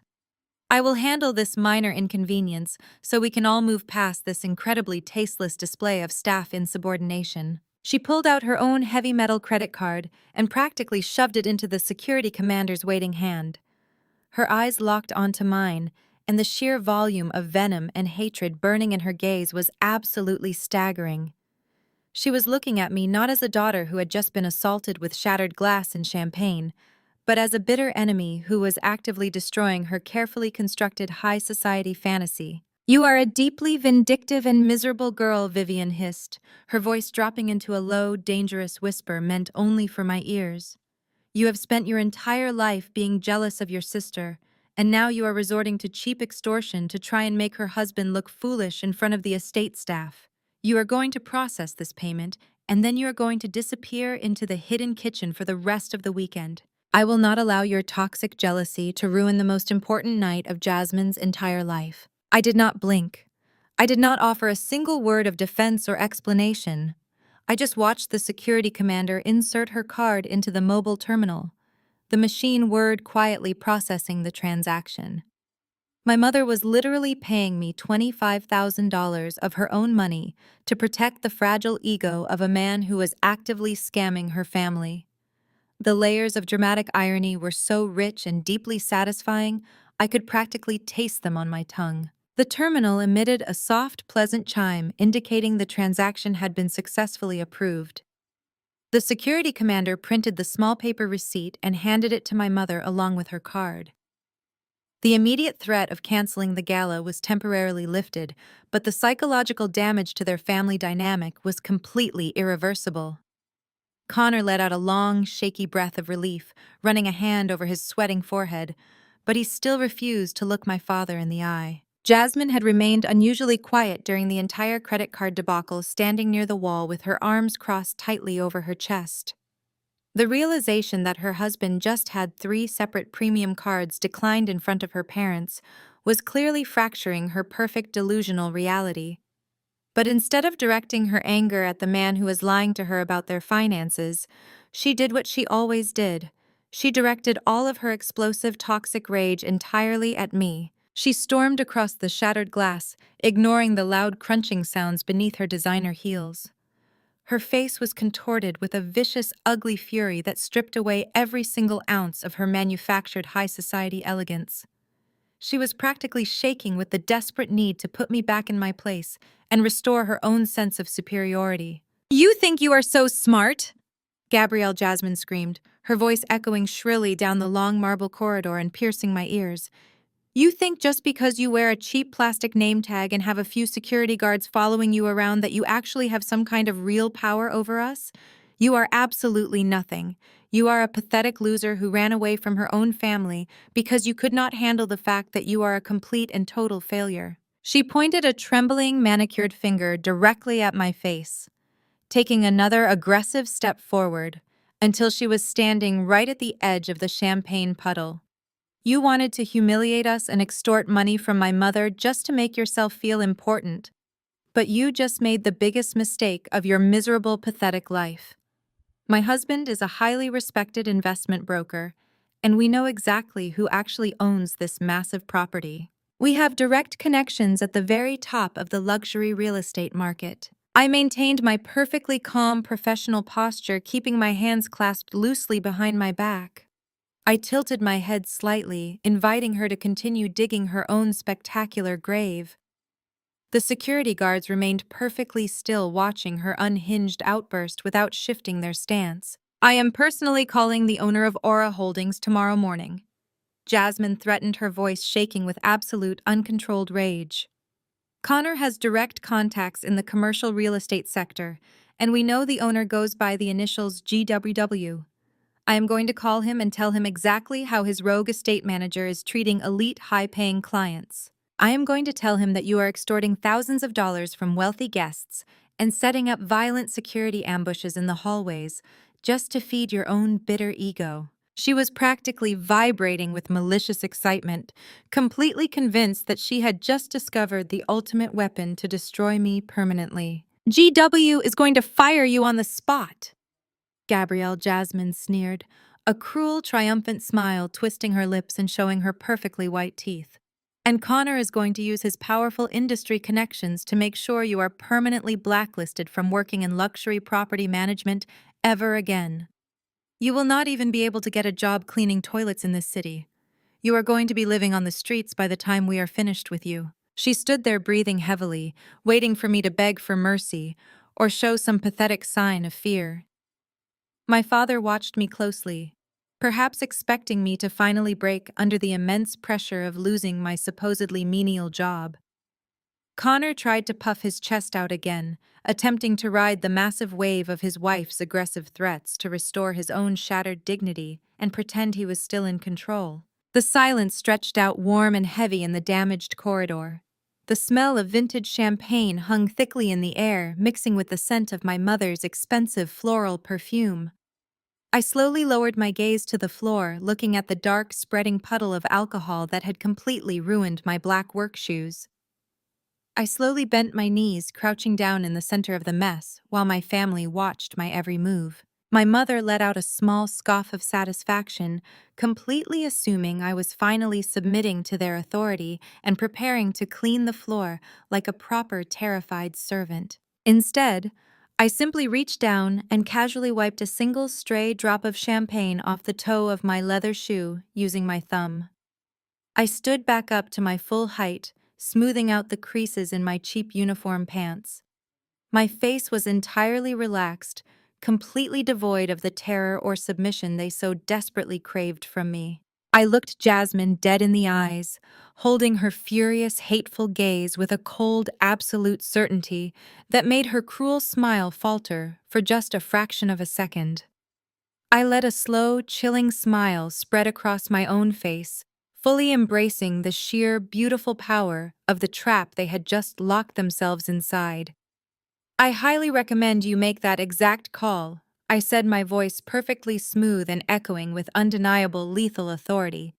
In fact, I will even give you the direct line. The evening of the anniversary gala finally descended upon the crown, transforming the sprawling Beverly Hills estate into a blinding monument of absolute excess. The exterior of the mansion was bathed in dramatic golden architectural lighting that highlighted every single imported stone pillar and archway. A fleet of valet attendants sprinted frantically down the sweeping circular driveway, opening the doors of armored black SUVs and rare vintage sports cars. The heavy mahogany front doors remained propped wide open, allowing the soft, sophisticated melodies of a live string quartet to drift out into the warm California night air. Inside, the main ballroom had been completely overhauled to meet Jasmine's obsessive, desperate standards. Massive crystal chandeliers cast a brilliant, sparkling light over 50 circular dining tables, draped in the exact champagne ivory silk she had terrorized the catering staff over. It was a breathtaking visual display of overwhelming financial power, and every single inch of it was built on a foundation of absolute toxic lies. I stood perfectly still in the darkened primary management office, watching the entire spectacle unfold across the glowing security monitors. I had retreated to the shadows exactly as my mother had demanded, but I was not hiding in shame. I was simply observing my prey from a superior vantage point. The high-definition cameras captured every single interaction in crystal-clear detail, and the hidden microphones fed the audio directly into my earpiece. On monitor 4, I watched Connor Prescott working the room with a level of frantic, aggressive desperation that was genuinely painful to witness.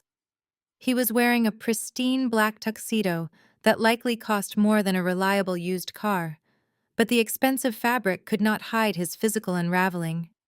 His face was flushed, a dark patchy red and a thick sheen of nervous sweat coated his forehead. He was aggressively cornering a small, tight-knit group of older Wall Street billionaires near the massive ice sculpture in the center of the room. These were men who controlled vast international hedge funds and global private equity portfolios.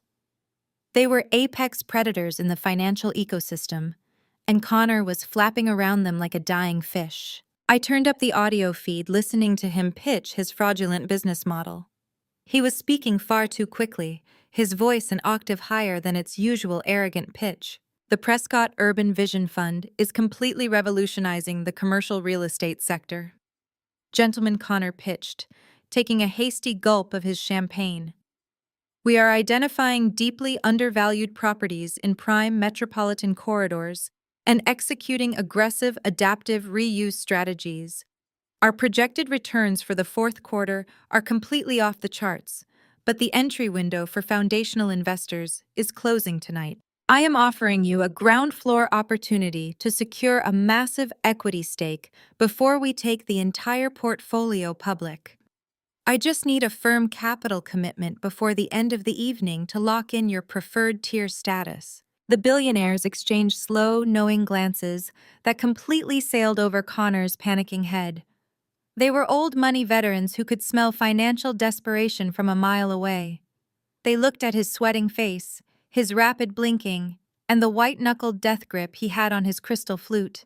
They murmured polite, non-committal responses about having their analysts review the prospectus next week, but Connor pushed harder entirely, ignoring standard high society etiquette. He was practically begging them for a lifeline offering ridiculous guaranteed returns that defied all basic laws of economics. He was running completely out of time, and the terrifying reality of his empty bank accounts was stripping away every last ounce of his pride. I shifted my attention to Monitor 7, where my parents were holding court near the towering archways of white roses. If Connor was a picture of desperate panic, David and Vivian Washington were a portrait of supreme, blinding arrogance. They were absolutely bathing in the reflected glory of the estate, mingling with Atlanta high society members they had specifically flown out just to witness their triumph. My mother held a glass of sparkling water, laughing loudly at a terrible joke told by a local politician. She wore a dark sapphire evening gown that clung tightly to her frame, projecting the exact image of a wealthy, established matriarch. My father stood right beside her, his chest puffed out as he bragged to a group of conservative investors. He was loudly taking credit for Jasmine's incredible upward mobility, completely rewriting family history to make himself look like a master strategist. We always knew Jasmine was destined for this level of prestige. David boasted, his voice carrying clearly through the hidden microphones. She has that rare combination of flawless elegance and sharp social intelligence. When she brought Connor home to meet us, I knew instantly he was the right caliber of man for this family. The Prescott name carries a tremendous amount of weight on the East Coast, and watching them build this incredible life together just validates everything we instilled in her. It takes a very specific type of pedigree to host an event of this magnitude in Beverly Hills, and not everyone is cut out for this world. He was indirectly insulting me even when I was supposedly locked away out of sight. He was reinforcing the twisted narrative that I was a defective outcast while holding Jasmine up as the ultimate prize. Vivian nodded in enthusiastic agreement, tapping the arm of a wealthy socialite next to her. Exactly, Vivian chimed in, her voice dripping with artificial sweetness. Family is about protecting your legacy and aligning yourself with people who elevate your standing. We simply do not tolerate failure or embarrassment in our inner circle. Jasmine understands that perfectly. She knows how to protect the Washington family image. I watched them revel in their cruel delusions, completely oblivious to the fact that their perfect white son-in-law was currently begging for table scraps just 30 feet away from them. They were standing inside a massive financial slaughterhouse, entirely convinced it was a palace. On the edge of the dance floor, Jasmine was attempting to play the role of the serene billionaire hostess. She stood rigidly, perfectly posed in a heavily beaded silver gown, but her eyes darted constantly toward the service doors. She was terrified that I might disobey my mother's orders and walk out into the ballroom in my cheap black polo shirt to shatter her flawless aesthetic. She kept taking small, nervous sips of her drink, snapping at passing waiters if they lingered too long near her wealthy guests. Her entire identity hung by a single fragile thread. I reached out and tapped the control console, turning off the security monitors. The time for observing from the shadows was officially over. The trap was fully loaded, the guests were assembled, and the primary targets were standing right in the center of the kill zone. I walked out of the management office and entered my private master suite located in the restricted upper wing of the estate. My executive assistant Maya had left everything prepared exactly as I had instructed. Draped across the custom velvet mannequin was a breathtaking piece of wearable art. It was a floor-length haute couture emerald green silk gown, specifically tailored to fit my measurements with absolute mathematical precision. It was not just a dress, it was a profound declaration of war. I stripped off the cheap, scratchy black cotton uniform and threw it unceremoniously into the corner of the room.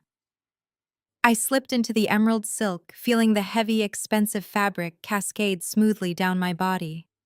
It moved like liquid glass, catching the ambient light and reflecting it back with a dangerous, mesmerizing glow. I stepped into a pair of towering black stiletto heels that forced my posture into a stance of absolute lethal authority. Maya had left a black velvet jewelry box resting on the vanity. I opened the lid and lifted out a staggering custom piece. It was a heavy, elaborate necklace dripping with flawless black and emerald-cut diamonds. The stones were cold and heavy against my collarbone, carrying a price tag that could easily purchase everything Connor Prescott had ever owned 3 times over. I let my hair fall down in thick, natural waves, abandoning the severe, tight ponytail I had worn to play the submissive servant. I looked at my reflection in the full-length mirror. The invisible estate manager was completely dead. The ghost of the rejected daughter was entirely erased. The woman looking back at me was the founder and chief executive officer of Aura Holdings, a billionaire apex predator preparing to devour her enemies in front of a live audience. I walked out of the master suite, moving with slow, deliberate precision down the wide, carpeted hallway. The faint sound of the string quartet grew louder with every single step I took toward the grand staircase. I reached the heavy wooden double doors that separated the private upper wing from the public balcony overlooking the main foyer.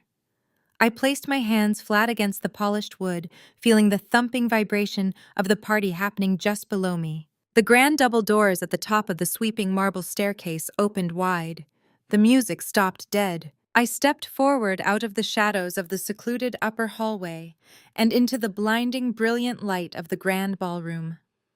The heavy mahogany double doors had swung open with a resounding deep thud that echoed across the cavernous space, instantly commanding the attention of every single person in the room. The elegant string quartet perched on their elevated stage faltered and stumbled, their bows dragging discordantly across the strings for a fraction of a second before dropping into absolute dead silence. The chaotic buzzing hum of high society networking, the clinking of crystal glasses, and the desperate frantic pitches of investment brokers completely evaporated. 500 incredibly wealthy individuals all froze in place, turning their heads in perfect synchronization to look up at the top of the sweeping marble staircase. I did not look down at my feet. I kept my chin raised and my eyes locked dead ahead, projecting the absolute, unquestionable authority of a woman who owned the very ground they were standing on. The custom-fitted emerald green silk gown moved around my body like a living, breathing entity, catching the light from the massive crystal chandeliers and fracturing it into a million brilliant green sparks. The heavy necklace, dripping with flawless black diamonds, rested against my collarbone, a stark, aggressive contrast to the delicate flowing fabric. It was a piece of custom jewelry that commanded silent, terrified respect. It was not just a necklace, it was a physical manifestation of overwhelming financial supremacy. Conversations about hedge funds and offshore accounts died instantly on the tongues of the wealthiest people in Atlanta. Glasses of vintage champagne paused halfway to their mouths. I took my first step down the polished stone stairs. The sharp, echoing click of my stiletto heel cut through the quiet room like a warning shot. I was no longer the invisible estate manager. I had shed the uniform of the submissive servant and stepped fully into my true identity as an apex predator in the financial ecosystem. I took another slow, deliberate step, dragging out the moment, letting the heavy, suffocating weight of my presence crush the air out of the room. Near the center ice sculpture, Connor Prescott was frozen mid-sentence. His mouth hung slightly open, his arms suspended awkwardly in the air, still holding his prop glass of champagne. He had been sweating profusely aggressively, pitching his fraudulent revolutionary real estate fund to a small, tight-knit group of older Wall Street billionaires. He had been desperately begging for their capital commitments to save his sinking company. But the moment I appeared at the top of the stairs, his entire audience completely abandoned him. The elite billionaires physically turned their backs on his pathetic, frantic sales pitch, entirely captivated by my entrance. These were men who spent their entire lives studying power and recognizing shifts in market dominance. They took one look at my posture, the cut of my emerald silk gown, and the rare black diamonds resting against my skin, and they immediately knew they were looking at a titan. The quiet murmurs began to ripple through the crowd, spreading like wildfire across the ballroom floor. I could hear the hushed, frantic whispers of powerful chief executive officers and venture capitalists echoing up toward me. They were leaning into each other, covering their mouths with their hands, asking desperate, urgent questions. "Who is that woman?" they whispered. "Where did she come from? Is that her? Is that the elusive founder they have been whispering about in the financial district all week?" They did not know my name yet, but they could smell the raw, undeniable scent of absolute billions radiating from my every movement. They recognized that I held more power in my little finger than Connor Prescott could ever dream of holding in his entire lifetime.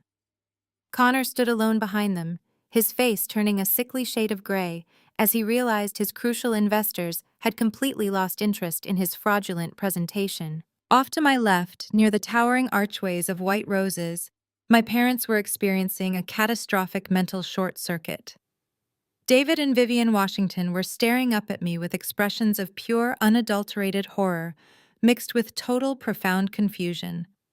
My mother gripped the edge of a high-top cocktail table, her knuckles turning completely white under the strain. She was looking at the emerald silk gown and the black diamonds, trying desperately to reconcile this breathtaking display of immense wealth with the daughter she had ordered to hide in the kitchen just a few hours earlier. Her brain simply could not process the fact that the girl she had thrown away, the girl she considered a complete embarrassment, was currently commanding the absolute undivided attention of every single billionaire she had spent her entire life trying to impress.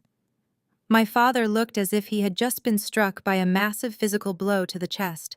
His eyes darted from the heavy diamond necklace around my throat to the awestruck faces of the conservative investors standing right next to him. The powerful men he had been desperately trying to network with all night were now completely ignoring him entirely, focused on the mysterious, beautiful woman descending the stairs. The illusion of his perfect family hierarchy was fracturing right in front of his eyes, and he had absolutely no idea how to stop it or what was about to happen next. I reached the wide landing halfway down the staircase and paused. I rested my hand lightly on the polished brass railing, looking out over the sea of upturned faces. I let my eyes slowly sweep across the ballroom, making deliberate, calculating eye contact with the most powerful men in the room. I gave them a slow, mysterious smile that promised absolute ruin for anyone who stood in my way. The subtle, graceful gesture sent a visible shiver of excitement and nervous anticipation through the wealthy crowd. But the most spectacular reaction belonged entirely to Jasmine. She was standing near the edge of the dance floor, perfectly positioned to be the absolute center of attention for the entire evening. She had spent months planning this precise moment, curating her image and demanding total submission from everyone around her. She had expected me to be scrubbing floors in the background while she basked in the glory of high society validation. When her eyes finally landed on my emerald gown, her entire body went completely rigid. The serene billionaire hostess facade she had been desperately projecting all night instantly shattered into a million tiny jagged pieces.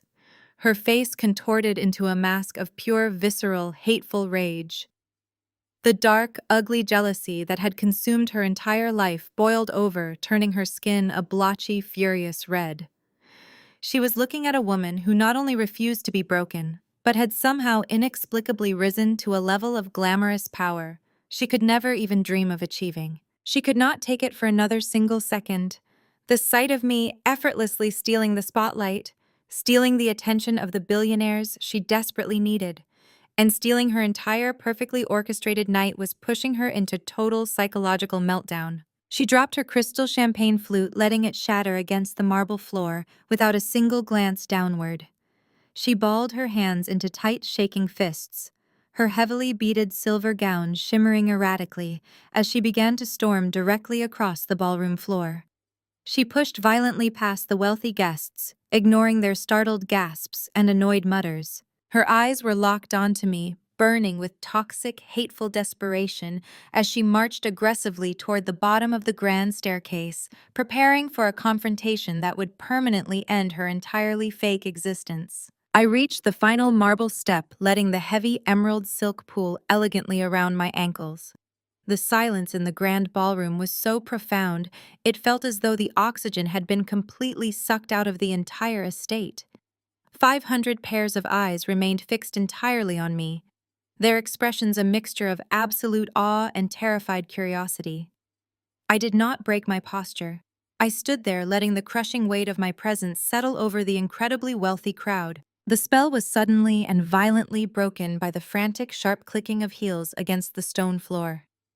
My mother Vivian broke through the frozen crowd of Wall Street elites, moving with a chaotic, desperate speed that completely betrayed her carefully cultivated high society image.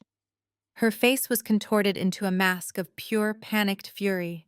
She reached the bottom of the staircase and lunged directly at me.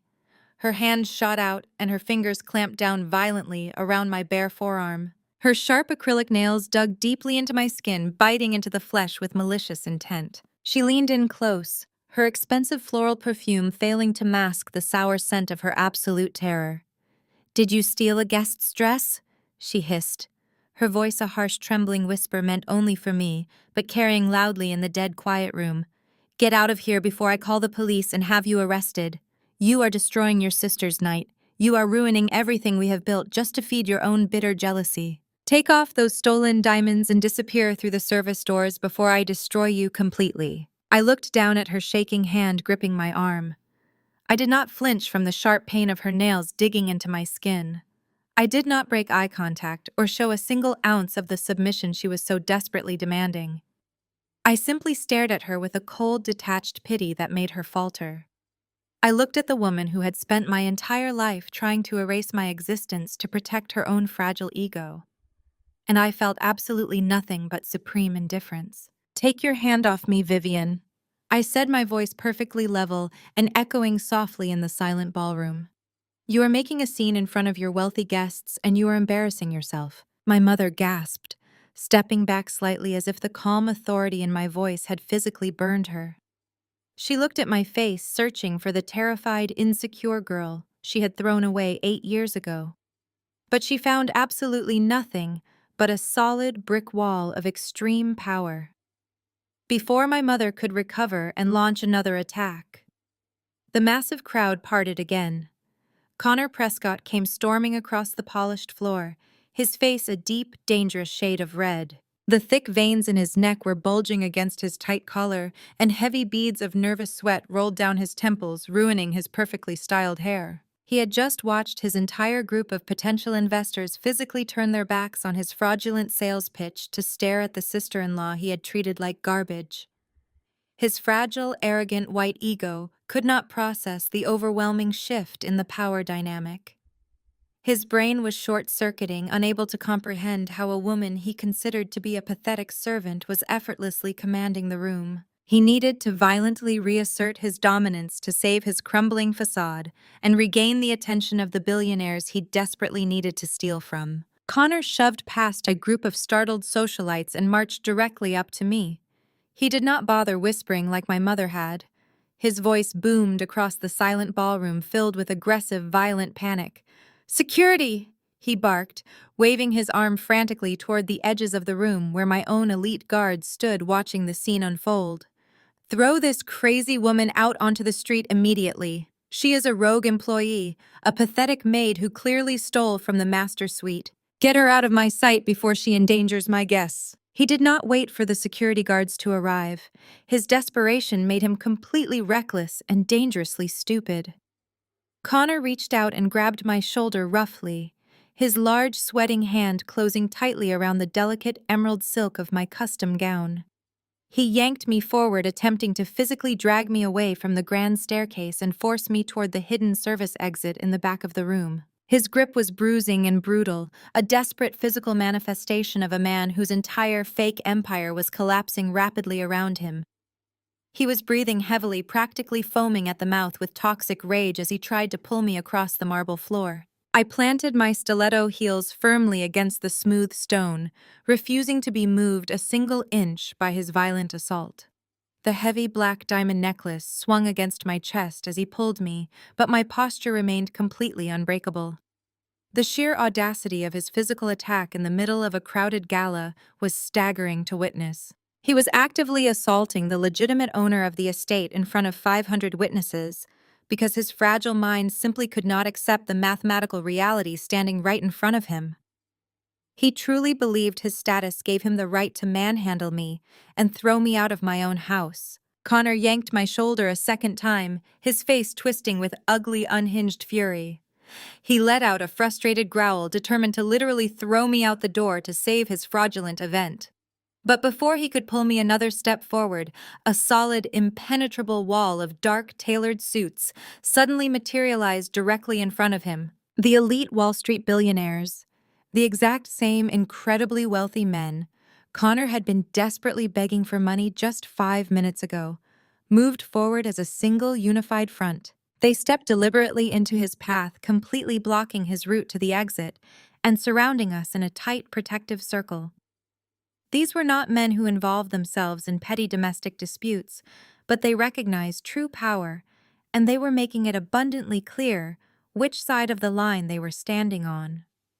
Connor froze in his tracks, his eyes darting frantically around the circle of powerful men who were now glaring at him with open, unmasked hostility. The violent momentum of his attack was completely halted by the sheer silent authority of the men he needed to survive. The oldest and most powerful investor in the group, an incredibly wealthy chief executive who controlled a massive international hedge fund, stepped directly up to Connor.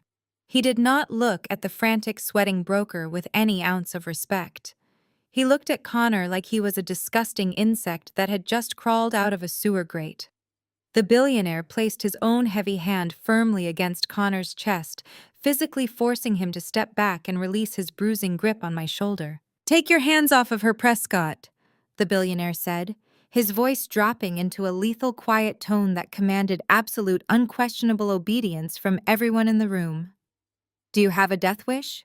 The heavy oak doors at the far end of the grand ballroom swung open with a sharp, mechanical click. A tall man in a perfectly tailored charcoal pinstripe suit stepped over the threshold. He carried a thick black leather binder under his left arm, moving with the unmistakable predatory confidence of a senior Wall Street litigator. His expensive leather shoes clicked rhythmically against the marble floor as he walked directly toward the grand staircase, completely ignoring the 500 wealthy guests parting nervously to get out of his way. Connor was still breathing heavily, trapped behind the wall of protective billionaires, but his angry expression faltered when he saw the lawyer approaching. The attorney did not even glance at Connor or my mother. He walked right past the group of elite investors, who immediately stepped aside to grant him clear access to where I was standing on the bottom step of the staircase. The lawyer stopped precisely 2 feet in front of me. He bowed his head in a deep, respectful greeting, acknowledging my absolute authority in front of the entire silent room. "Good evening, Mrs. Washington," he said, his voice projecting clearly across the paralyzed crowd. "I apologize for the late intrusion, but the final signatures required immediate delivery. The hostile takeover of Prescott Investments is officially complete. You now own 100% of his corporate and personal debt." The words hung in the suffocating air like a freshly dropped guillotine blade. Connor let out a strange, strangled gasp. The muscles in his hand went completely slack, and the crystal champagne flute he was holding slipped through his fingers. The glass hit the marble floor, shattering into dozens of sharp, jagged pieces that scattered across the polished stone. The loud, violent sound of the breaking crystal made several socialites flinch, but nobody dared to speak. Jasmine pushed her way to the front of the crowd, her beaded silver gown swishing loudly in the dead quiet room. Her face was completely pale, her eyes darting frantically between my diamond necklace, the Wall Street lawyer, and her sweating husband. "Mrs. Washington," she stammered, her voice thin and trembling with absolute terrified confusion. "What is he talking about, Connor? Who is this man?" I did not look at my sister. I kept my eyes on the attorney as he opened the thick black leather binder and offered me a heavy gold fountain pen. I took the pen and smoothly signed my name on the bottom line of the primary transfer document, legally cementing my absolute ownership of Connor's entire miserable existence. "Thank you, Harrison," I said, handing the pen back to the head of my legal department.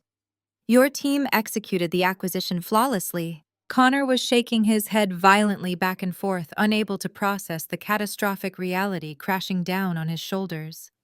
"This is a mistake," Connor sputtered, pointing a trembling finger at the lawyer. "This is some kind of sick joke or a scam." "Vanguard Capital holds my primary notes. I spoke to their lending officer yesterday. They would never sell my portfolio to a random third party without notifying my executive team first." Harrison slowly turned his head to look at Connor for the very first time. The attorney looked at my brother-in-law with a mixture of extreme professional boredom and profound disgust.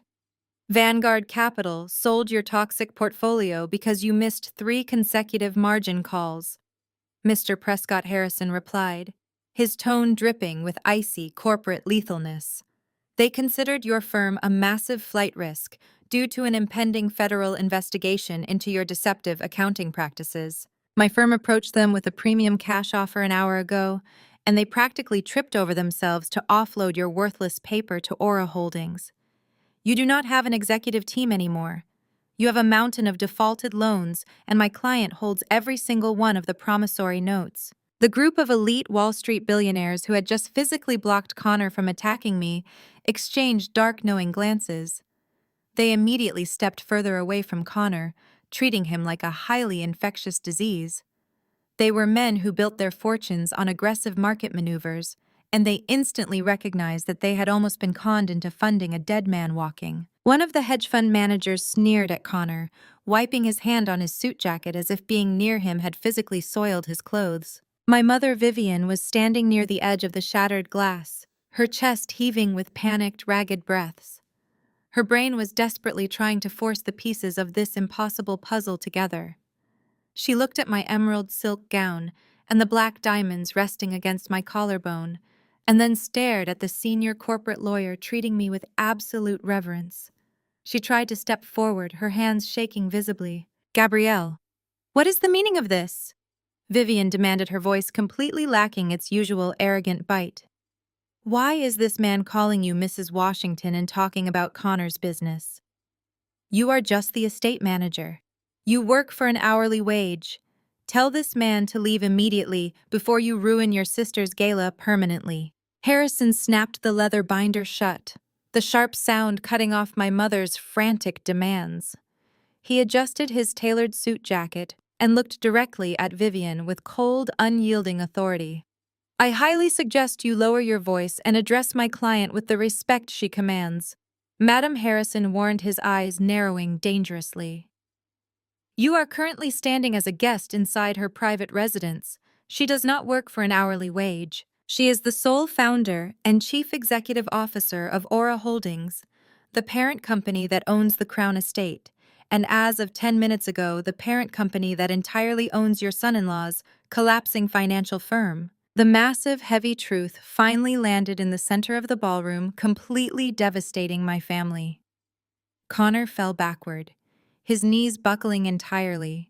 He crashed into a tall cocktail table, sending a tray of appetizers clattering to the floor before he slumped heavily against the base of a marble pillar. He pulled at his silk tie, gasping for air as a full-blown panic attack seized his chest. He was looking at the woman he had deliberately humiliated and mocked just yesterday morning, and realizing she had quietly purchased his entire life while he was busy picking out floral arrangements. Jasmine let out a horrific, high-pitched wail, clutching the sides of her head. She looked at Connor sitting pathetically on the floor and then looked up at my face. The glittering, fake high society fantasy she had spent her entire adult life violently protecting was burning to the ground right in front of 500 elite witnesses. She realized that every single billionaire in the room was currently watching her husband have a breakdown over his massive financial fraud. She realized that she was not the wealthy, successful daughter throwing a lavish party. She was a broke, desperate fraud standing inside a mega mansion owned by the sister she had ruthlessly thrown away. Jasmine stood frozen in the center of the shattered glass, her mouth hanging open as the devastating reality of my true identity finally crushed the last remaining fragments of her manufactured high society illusion. I did not stay to watch her cry. The time for sisterly sympathy had died 8 years ago in a tiny Atlanta apartment. The cold, calculating businesswoman I had become felt absolutely zero remorse for the psychological devastation currently wrecking her perfect, flawless facade. I turned away from my sister and began walking slowly toward the raised platform at the far end of the grand ballroom. The 500 elite guests who had been invited to validate Connor's fake empire immediately parted down the middle, creating a wide, clear path for me to walk through. They stepped back with a profound physical reverence, pulling their expensive evening gowns and tailored tuxedo jackets out of my way, as if afraid that brushing against my emerald silk dress might somehow incinerate them.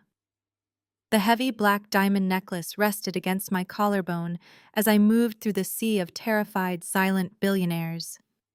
The only sound in the massive room was the steady rhythmic click of my stiletto heels against the imported marble floor. I reached the edge of the elevated stage and walked up the 3 short carpeted steps.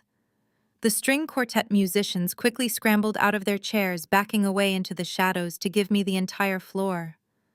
They clutched their expensive wooden instruments tightly against their chests, staring up at me with wide, terrified eyes as if I were a dangerous, volatile explosive ready to detonate. I walked directly to the center of the stage and wrapped my hand around the cool metal of the microphone stand.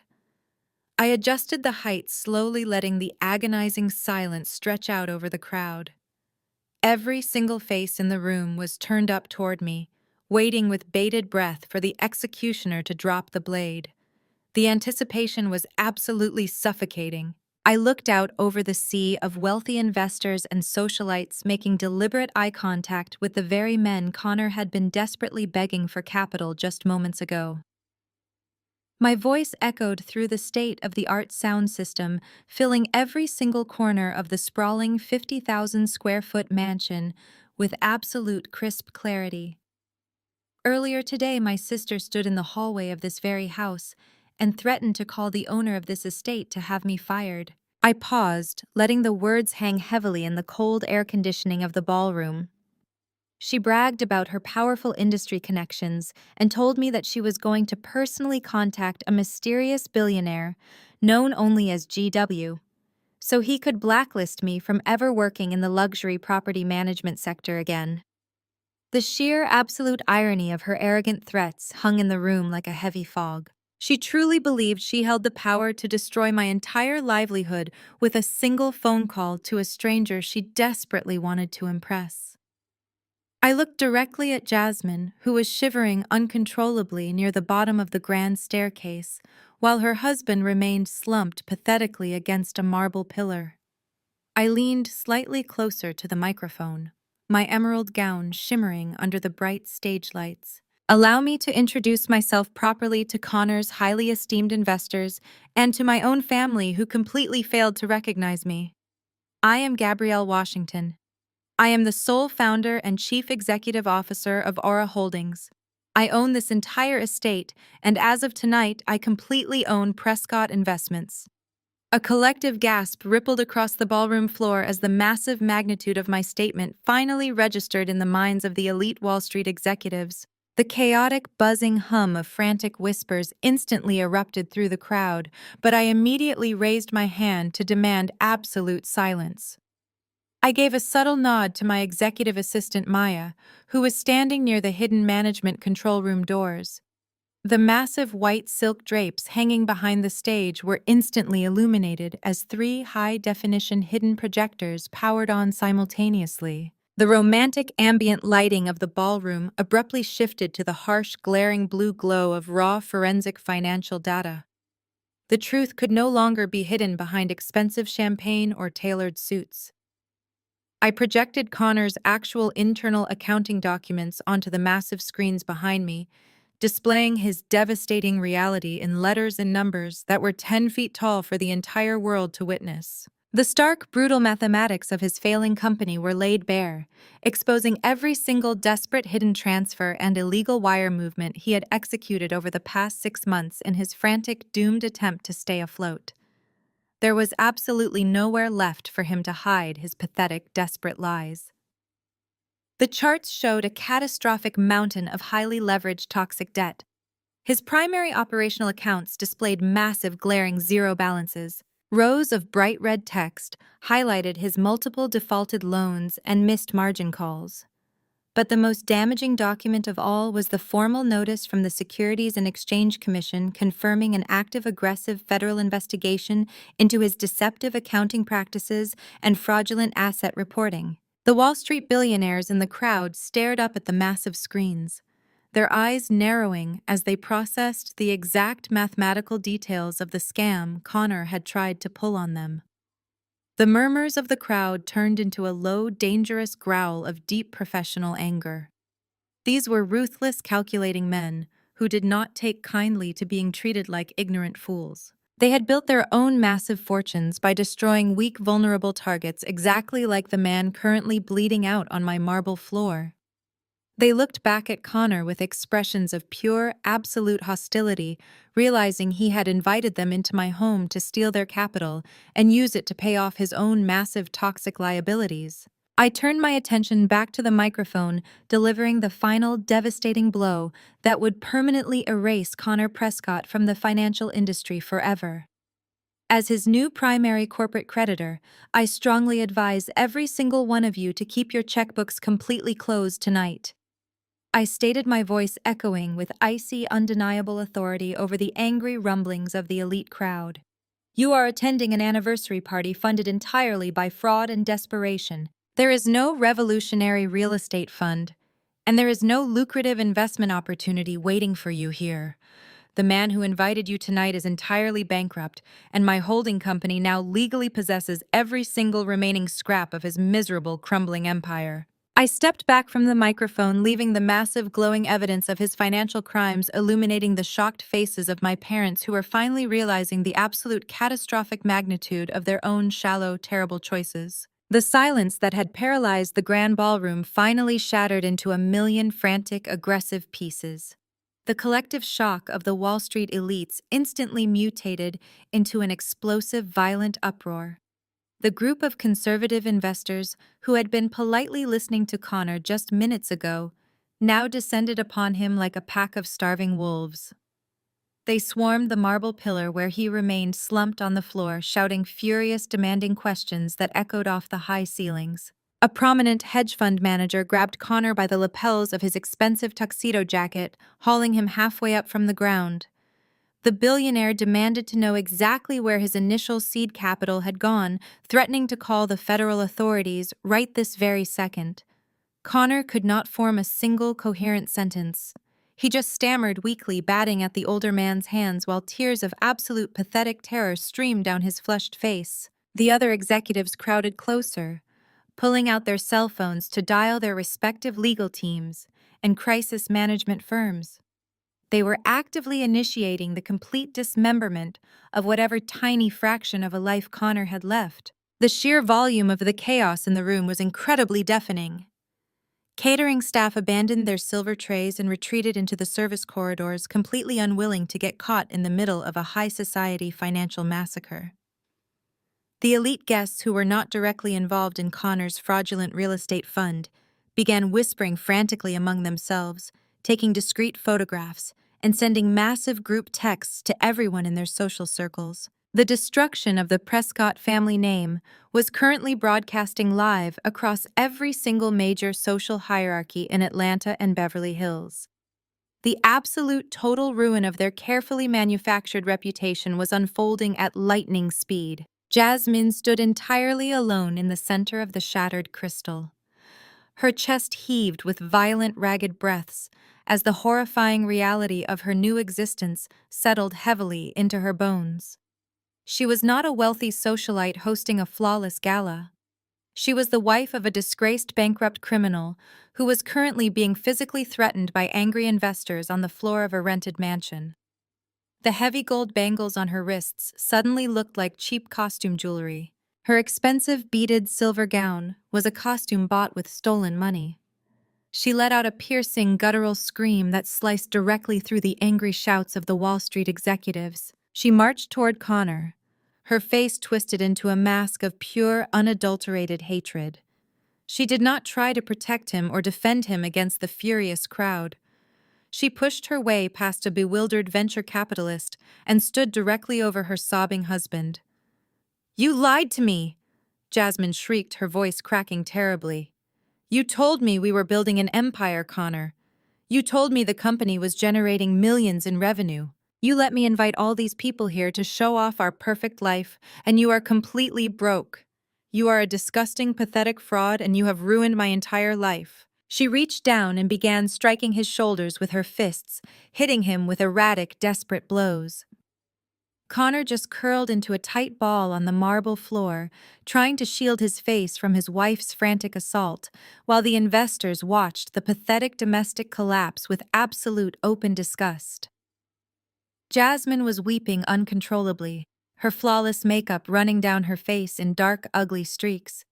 She was mourning the sudden violent death of her social status. She realized she would have to sell her designer clothes, her luxury vehicles, and her massive suburban home just to pay off the legal fees her husband was about to incur.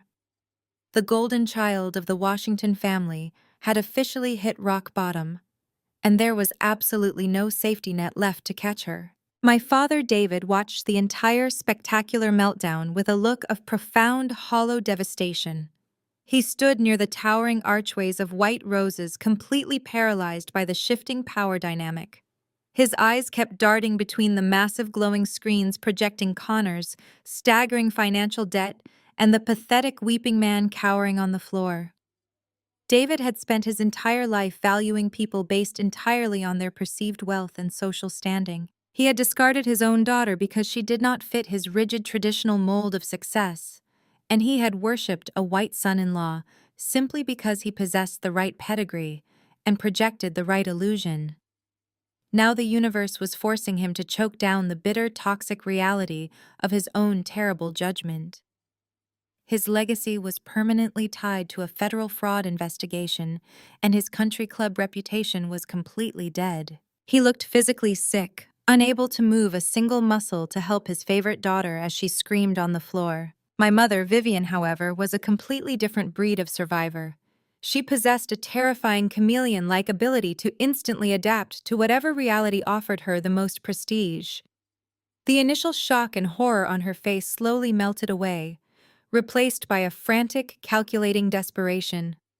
Her eyes left the pathetic sobbing mess of Jasmine and Connor and locked directly onto me. She looked at my custom emerald silk gown, the flawless black diamonds resting against my collarbone, and the towering Wall Street lawyer standing respectfully at my side. She processed the undeniable fact that the daughter she had treated like dirt was actually the sole owner of a multi-billion-dollar empire. The mental gymnastics she performed in that specific moment were genuinely fascinating to witness. Vivian completely abandoned any concern for Jasmine discarding her broken golden child the very second she realized there was a much larger, more powerful prize standing at the bottom of the grand staircase.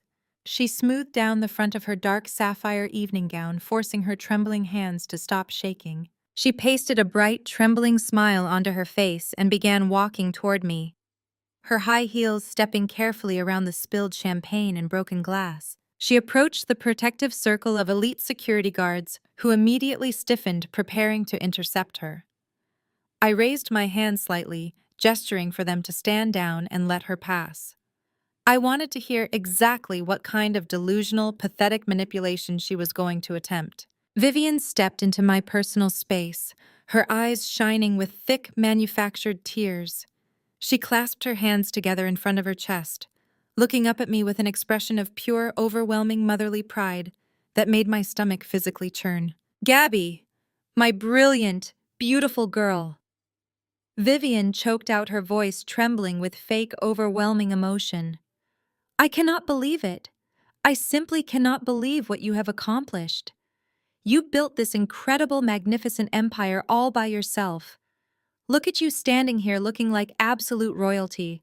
We are just so incredibly proud of you, sweetheart. She reached out her manicured hands, attempting to grasp my arms and pull me into a loving, warm embrace. She was trying to instantly rewrite 8 years of total abandonment and cruelty in front of the wealthy guests, attempting to publicly claim my massive success as a direct result of her own brilliant parenting. She wanted the world to see her as the proud matriarch of a billionaire daughter, completely erasing the fact that she had just ordered me to hide in the kitchen like a diseased rat. We always knew you were destined for absolute greatness, Gabby Vivian continued, her voice rising slightly so the nearby chief executive officers could hear her pathetic performance. Your father and I always knew you had this incredible special fire inside you. We knew you just needed to go out into the world and spread your wings. And now you have returned to us so successful and powerful. We are blood, Gabby. We are a family.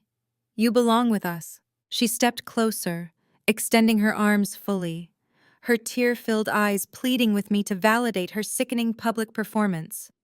She needed me to hug her back to legitimize her position in the room, to save her from the overwhelming social ruin her other daughter had just caused. I did not move a single muscle to reciprocate her fake embrace. I stood perfectly rigid, staring down at the woman who had caused me so much profound psychological pain. The absolute audacity required for her to stand there and try to claim my victory was staggering. I felt a deep, cold calm wash over my entire body, extinguishing any remaining trace of familial duty or obligation.